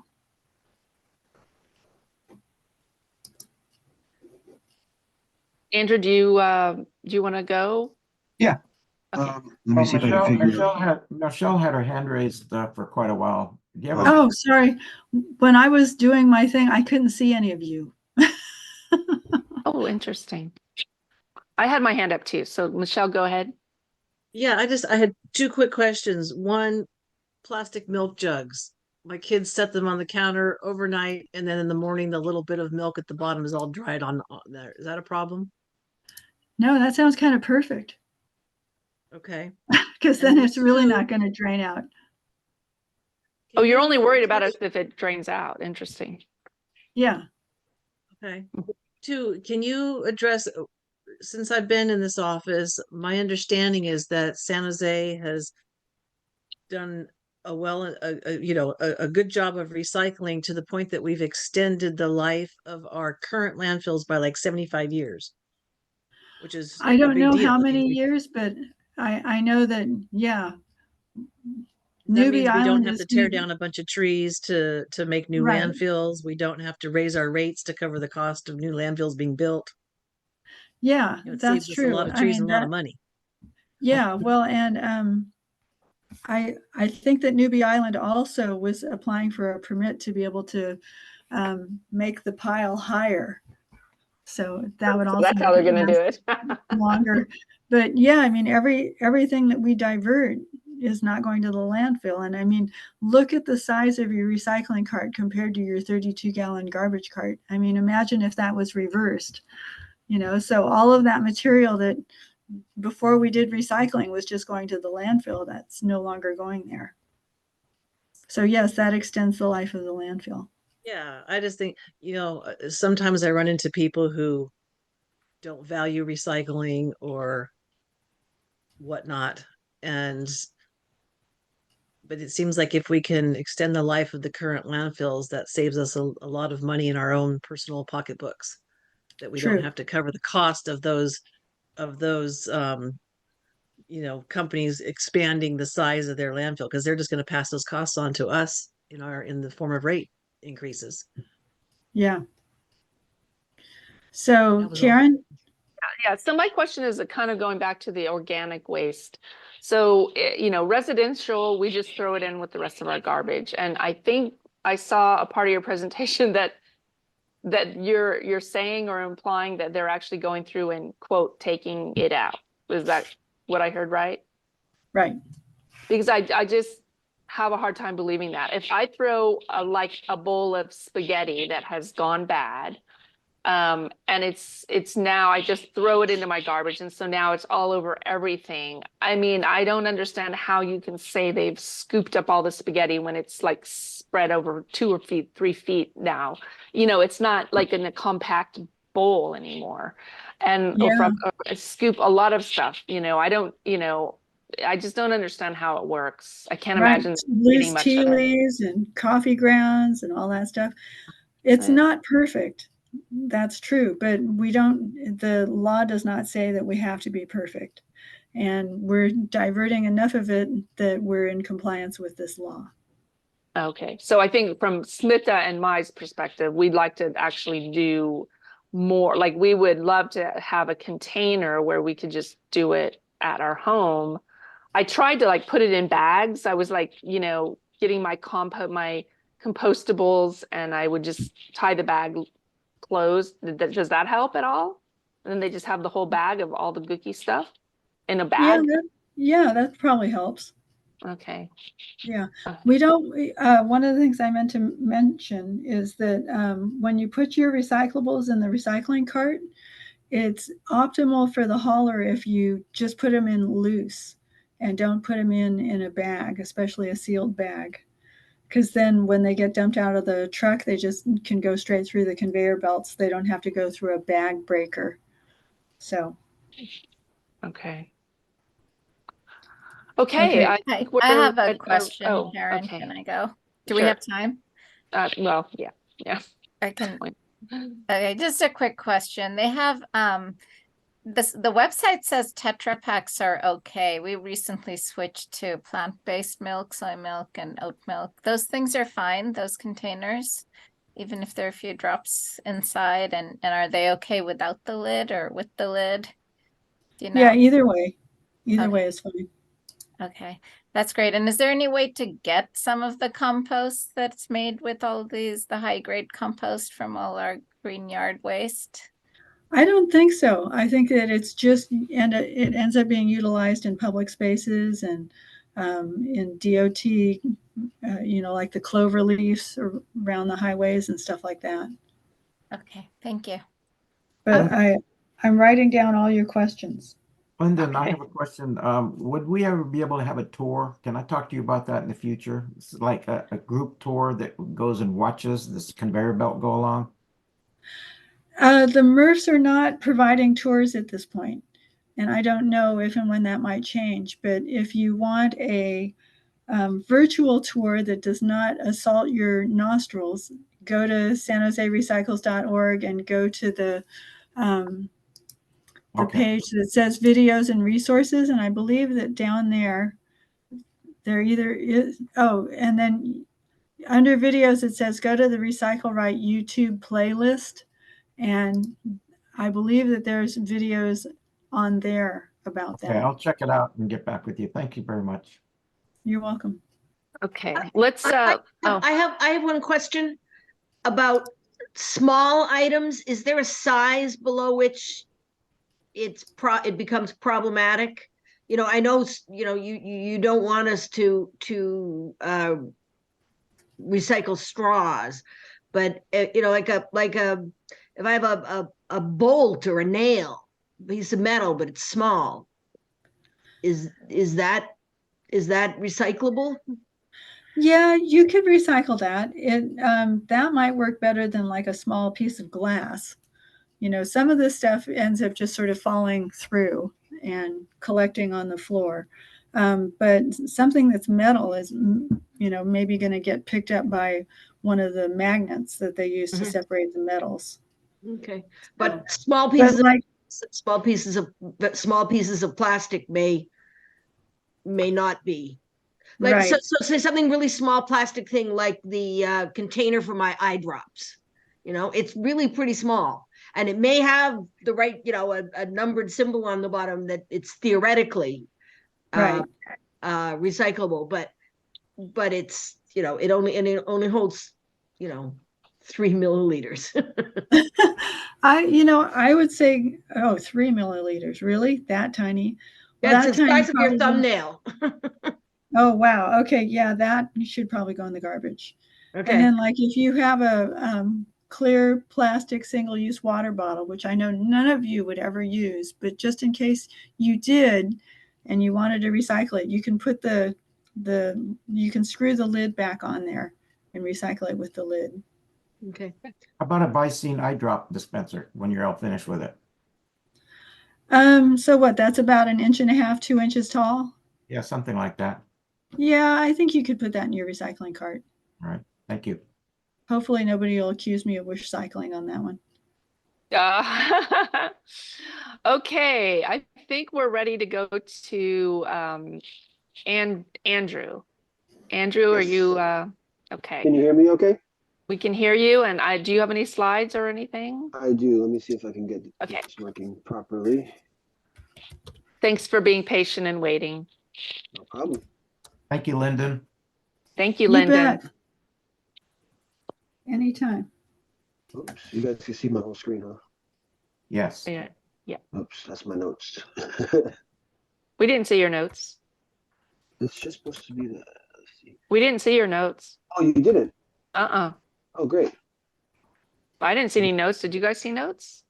No. I don't see any notes. Do you just see Santa Clara County Household Hazardous? Yeah, and a bunch of pretty trees. Oh, that's interesting. Oh, that's great. Oh, well, thank you for having me. My name is Andrew Park. I am the outreach coordinator for the Santa Clara County Household Hazardous Waste Program. So just to kind of give you guys an overview of what we do. There we go. So who is Santa Clara County HHW? The countywide HHW program, HHW stands for Household Hazardous Waste, again. The countywide HHW program serves residents in all jurisdictions within Santa Clara County with the exception of Palo Alto. It's got over 100 languages and dialects spoken with 8 officially recognized for county business. We have 2 permanent facilities that operate about 185 to 190 events a year, depending on how the calendar lands, and we typically will conduct 10 one-day collection events annually throughout the county. So what is household hazardous waste? Household hazardous waste is common leftover products in our house that can catch fire, are poisonous, eat away, erode metal or wood, for example, products that respond to others when mixed, products that require special care, use, storage, and disposal. So we'll go over some of those categories of household hazardous waste coming up. The first one being flammable. It's either highly ignitable, easily set on fire. Characteristics include liquids with flash points below 60 degrees Celsius or 140 degrees Fahrenheit. You see some examples there. Old or used paint, gasoline, aerosol cans, and nail polish. And also this time of year, if you've got old turkey oil, that's also considered a waste that we would take at HHW. Andrew? Yes. Just so you know, I don't know about everybody else, but I'm having a little bit of trouble hearing you. Uh-oh. Can you hear me better now? A little bit. I don't know if other people are having. Also, could you maybe expand your screen, because it's like the presentation, it seems, I don't know, it seems a little squished to me. Is that Okay. the same for everybody else? Yeah, you could make the window full size, maybe. Again. Make your window full size and I think it'll. So I'm working on my help us. monitor right now, so it's a little bit funky. I'm trying to get my notes on there, but I have it printed out, so Oh. I'll just go off my paper notes. Okay. Let's see. Can you hear me better though? Is that, or is it still a little? It's just a little muffled. Yeah. Let's see if it's in the team setting. Because I'm maxed out on my. Yeah, I mean, it's not horrible. Yeah, I can hear. Yeah. I would just continue. I think it is what it is. Okay. Is the presentation bigger? Yep, looks better. Great. So corrosives. Corrosives are wastes that are hazardous due to the corrosive characteristics. Have a pH of less than or equal to 2, which is an acid, or greater than or equal to 12.5, which is a base. And it's based on the liquid's ability to corrode steel. You'll see some examples there like bleach, window cleaner, battery acid, and drain cleaner. There we go. The third is toxics. Wastes that are hazardous when ingested or absorbed. Toxic wastes present a concern as they may be able to leach from waste and pollute groundwater. This includes pharmaceuticals. Another more or examples would being pesticides, rodenticides, mercury, asbestos, and reactives. Chemicals that change under the right conditions, unpredictable, heat, water, and other chemicals may often give off toxic gases and may be capable of detonation or explosion under normal conditions or when heated. Those are pool chemicals, hydrogen peroxide, toilet bowl cleaner, and other household chemicals. So why do we need to manage our HHW? Improper disposal of HHW can pollute the environment and pose a threat to human health. Certain types of HHW have the potential to cause physical injury to sanitation workers, contaminate septic tanks or wastewater treatment systems if poured down drains or toilets. They can also present hazards to children and pets if left around the house. So how can we reduce our HHW? Consider reducing your purchase of products that contain hazardous ingredients. Learn about the use of alternative methods or products without hazardous ingredients for some common household needs. For example, we could use baking soda or vinegar as a natural cleaning product. So what to do with your HHW? You can visit our website, hhw.org, or call 408-299-7300 to make an appointment. Has anybody here used our services before? I have. They've been great. Yes. Okay. Me and too. So, Yes, I love it. that's awesome. That's great to hear. Our temporary event schedule can be found. We also do temporary event schedules throughout the county. And our schedule is posted right now on our website. So I'll go on to the next slide there. And where can I drop off my hazardous waste? We have a permanent facility in San Jose that operates every Thursday through Saturday. And then we have a facility in San Martin that operates the first full Friday and Saturday of the month. So yeah, the first full Saturday. And then again, we have temporary events throughout the county. That you'll just have to check our schedule to see what locations are available. But San Jose is pretty close to you, and you guys are kind of in between San Jose and San Martin, depending on what's more convenient for you. And so we'll go on to what happens at your appointment. So when you come to your appointment, you'll have everything in a box that you don't need to get back because they're going to take the entire box, right? So have all of your household hazardous items either in a box or in a container, so if it spills, it can be contained.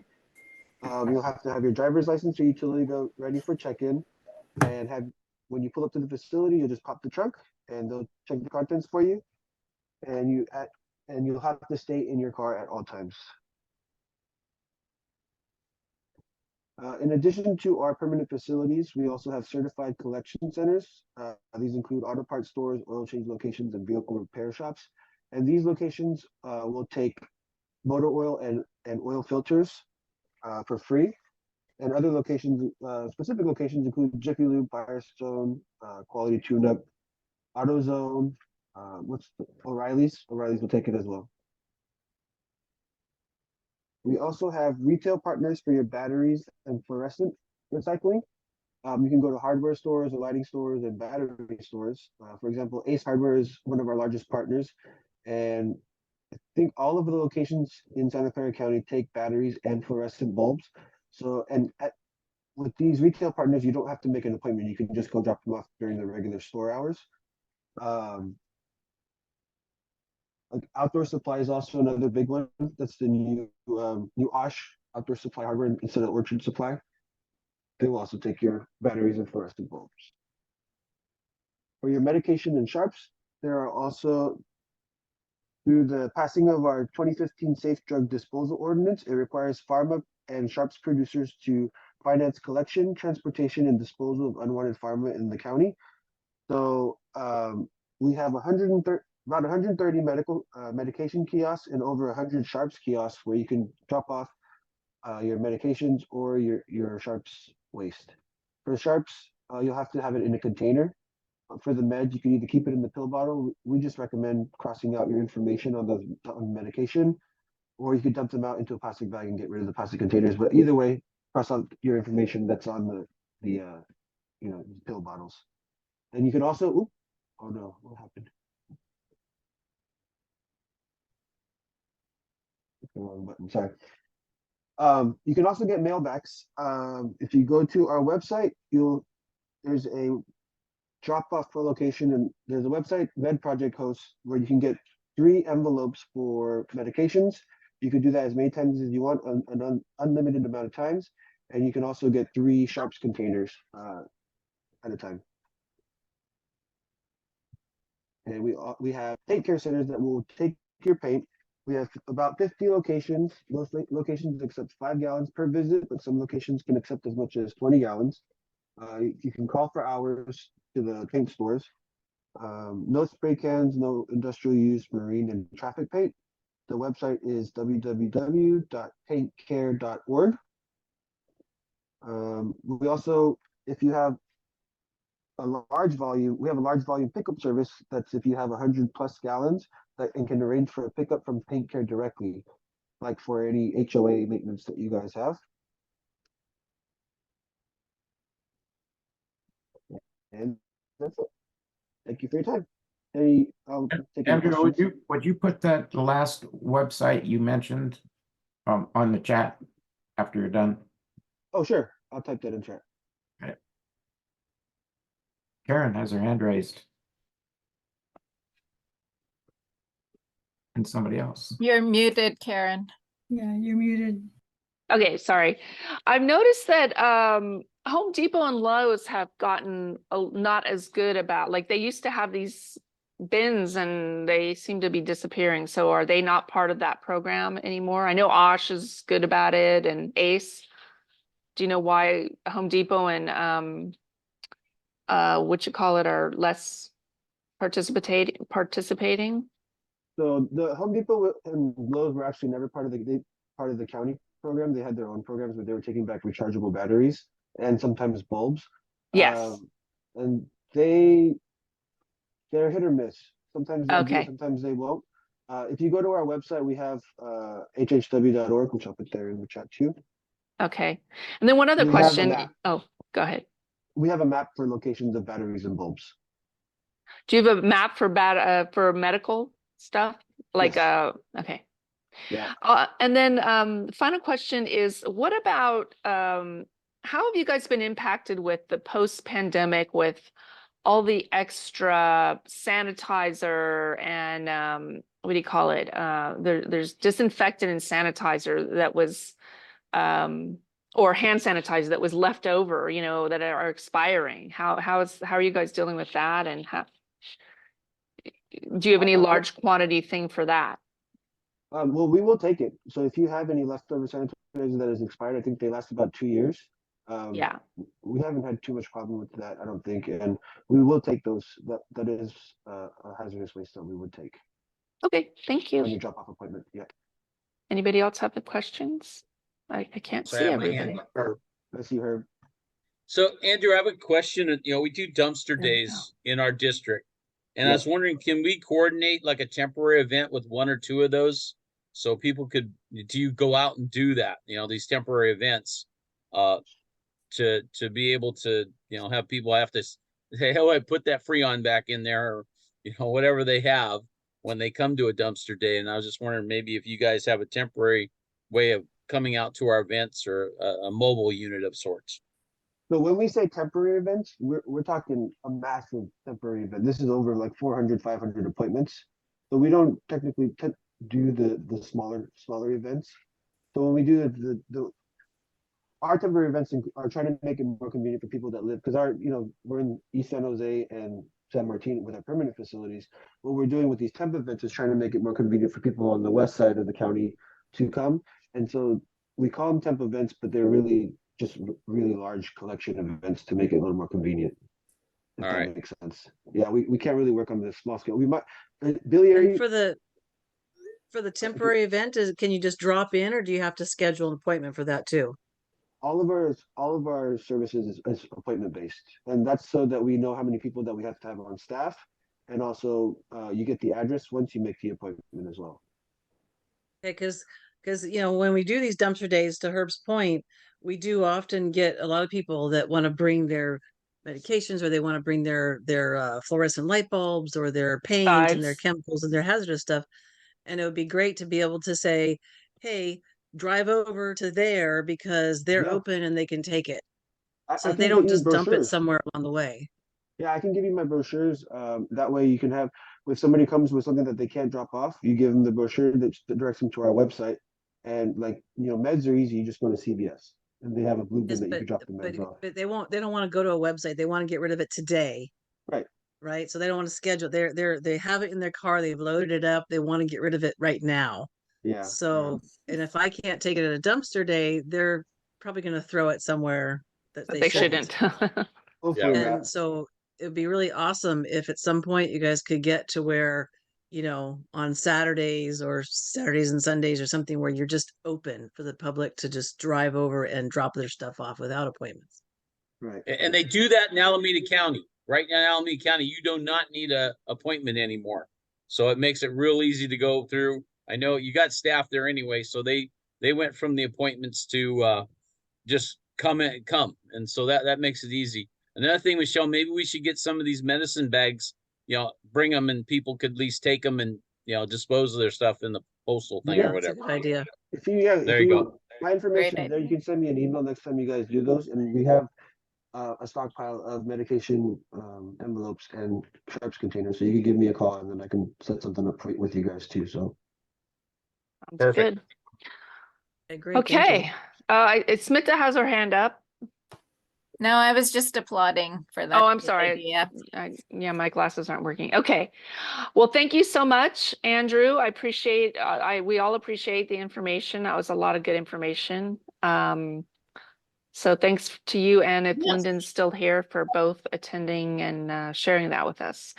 And now I think we're going to our last presenter, and I do apologize for the time, and it's just hard to keep it. There's a lot of good information. It's hard to keep the time in check. I think it's Albert Gehami. He's going to talk to us about this new object detection pilot in District 10. Albert, are you ready? Yes. Thank you, Okay. Karen. You're welcome. Thanks for your patience. Oh, of course. Thank y'all for still being on this call at 9 p.m. Listening to another government person talk again. Thank you for listening. I'm joined here. My name is Albert Gehami. I work for the city of San Jose in our IT department, and I'm joined by Khalid, Dhruv, and Layla from the IT department. And then we have, of course, Michelle and Councilmember Batra from your district. I don't think we need to, don't want to take up too much time here. But at the end of the day, I'll share screen here.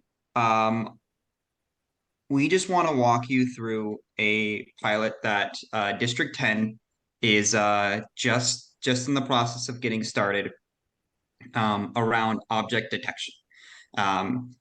My role in the city is as our digital privacy officer. So basically what that means is just making sure that the data that we collect and use and process, it's used in a way that's responsible, effective, and at the end of the day supports you all.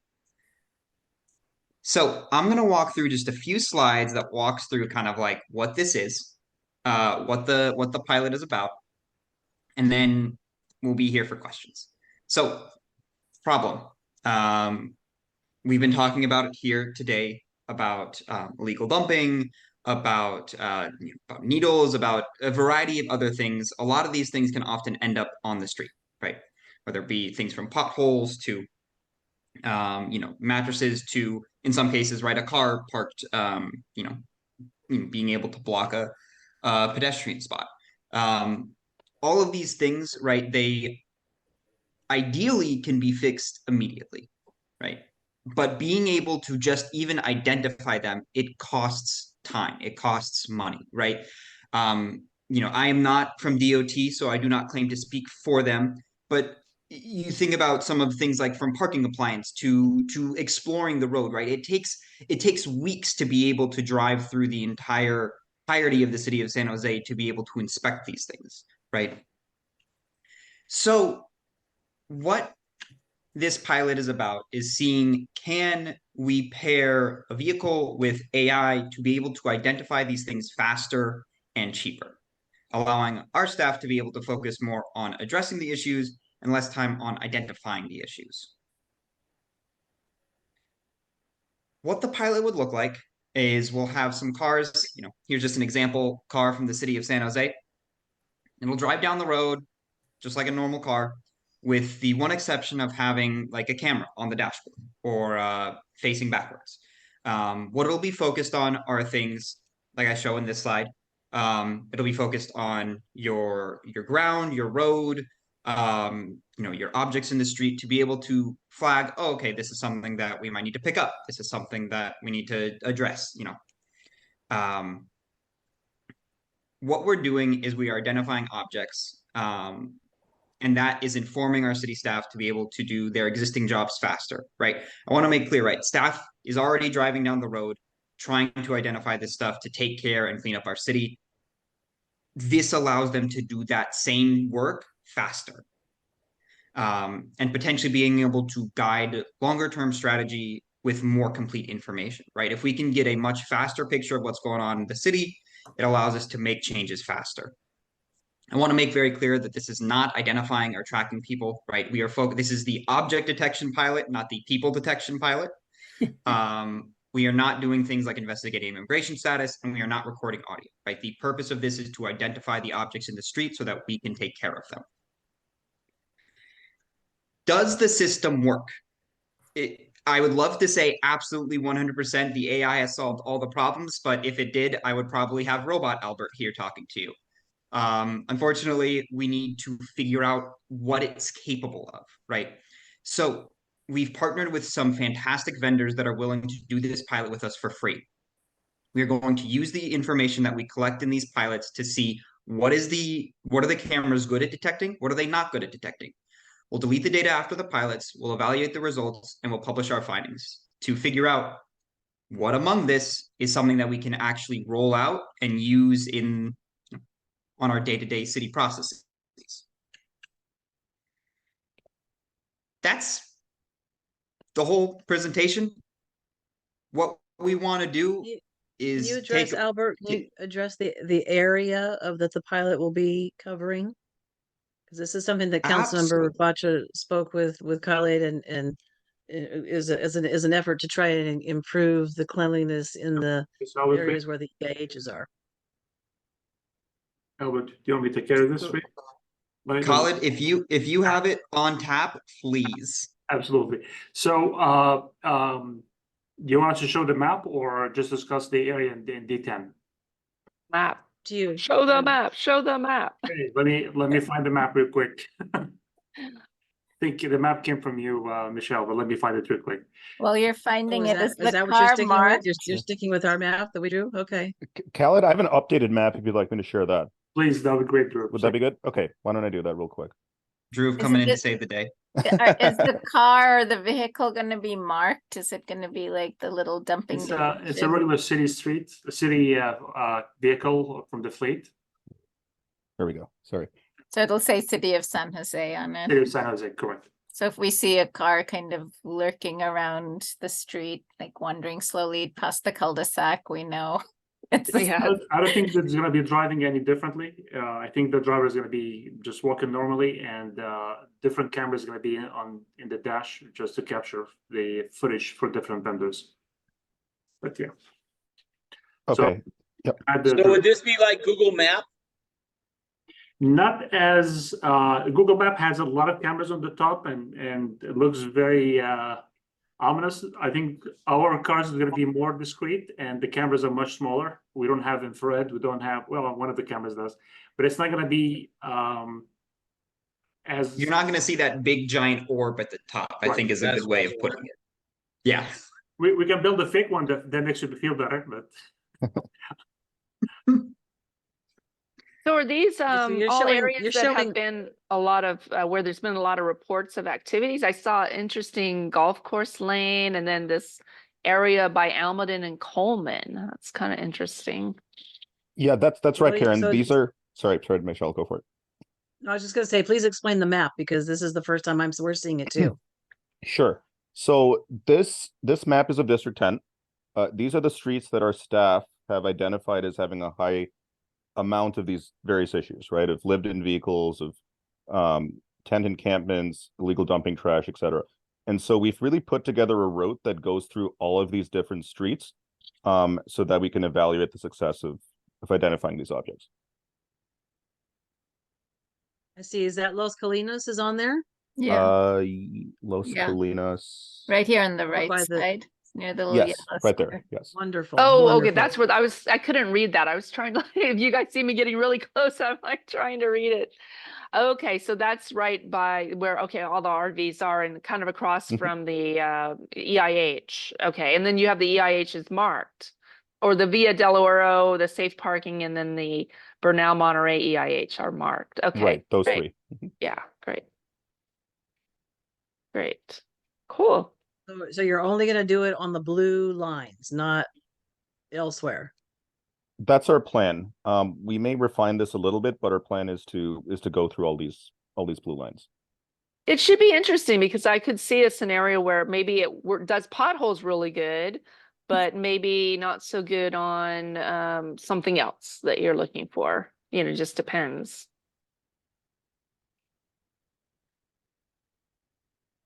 You mentioned something about, if you can answer Karen's comment. Well, it didn't need an answer. It was a comment. You made a comment You made a comment about looking at for RVs also. What does that mean, and what would you do when you see an RV or a bunch of RVs, or what is that process with RVs? So we have identified a list of objects that we're trying to detect with the 4 vendors that we have picked. And phase 1, we're gonna look for trash, potholes, illegally parked vehicles, and trash around lived-in vehicles or signs of encampments. Keep me straight here, Drew. And we will continue to add more objects as we train the model, train the systems, just to see which ones work, which one doesn't.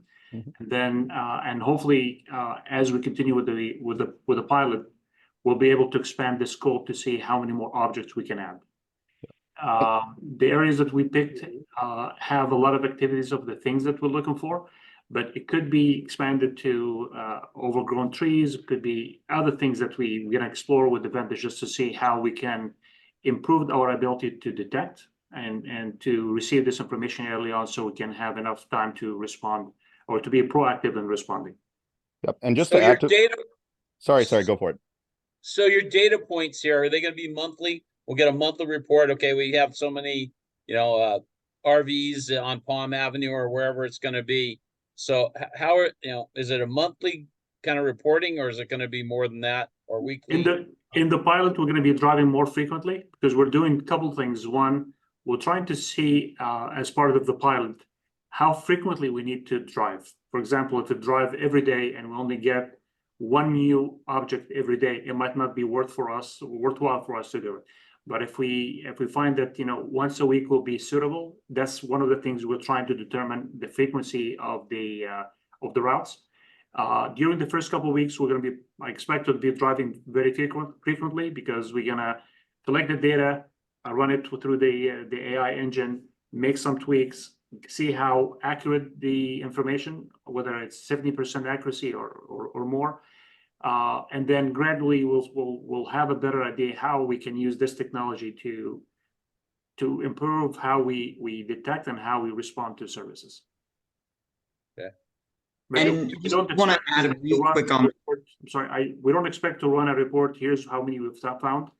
This hopefully once we make it work, it should be fed into the 311 system and get triage to every department so they can take a look at it as part of the process as a long range solution for what we're trying to do here. Good, Albert. I'm sorry. No, perfect, Claude. And just a real quick add on that, right? We don't know yet if it's going to be 100% accurate at identifying like every RV or, every pothole. We don't know that yet. So a lot of this initial pilot and experimentation is going to be figuring out not necessarily how many RVs are down the road, but can we get a reliable count of the number of RVs down the road, for example, right?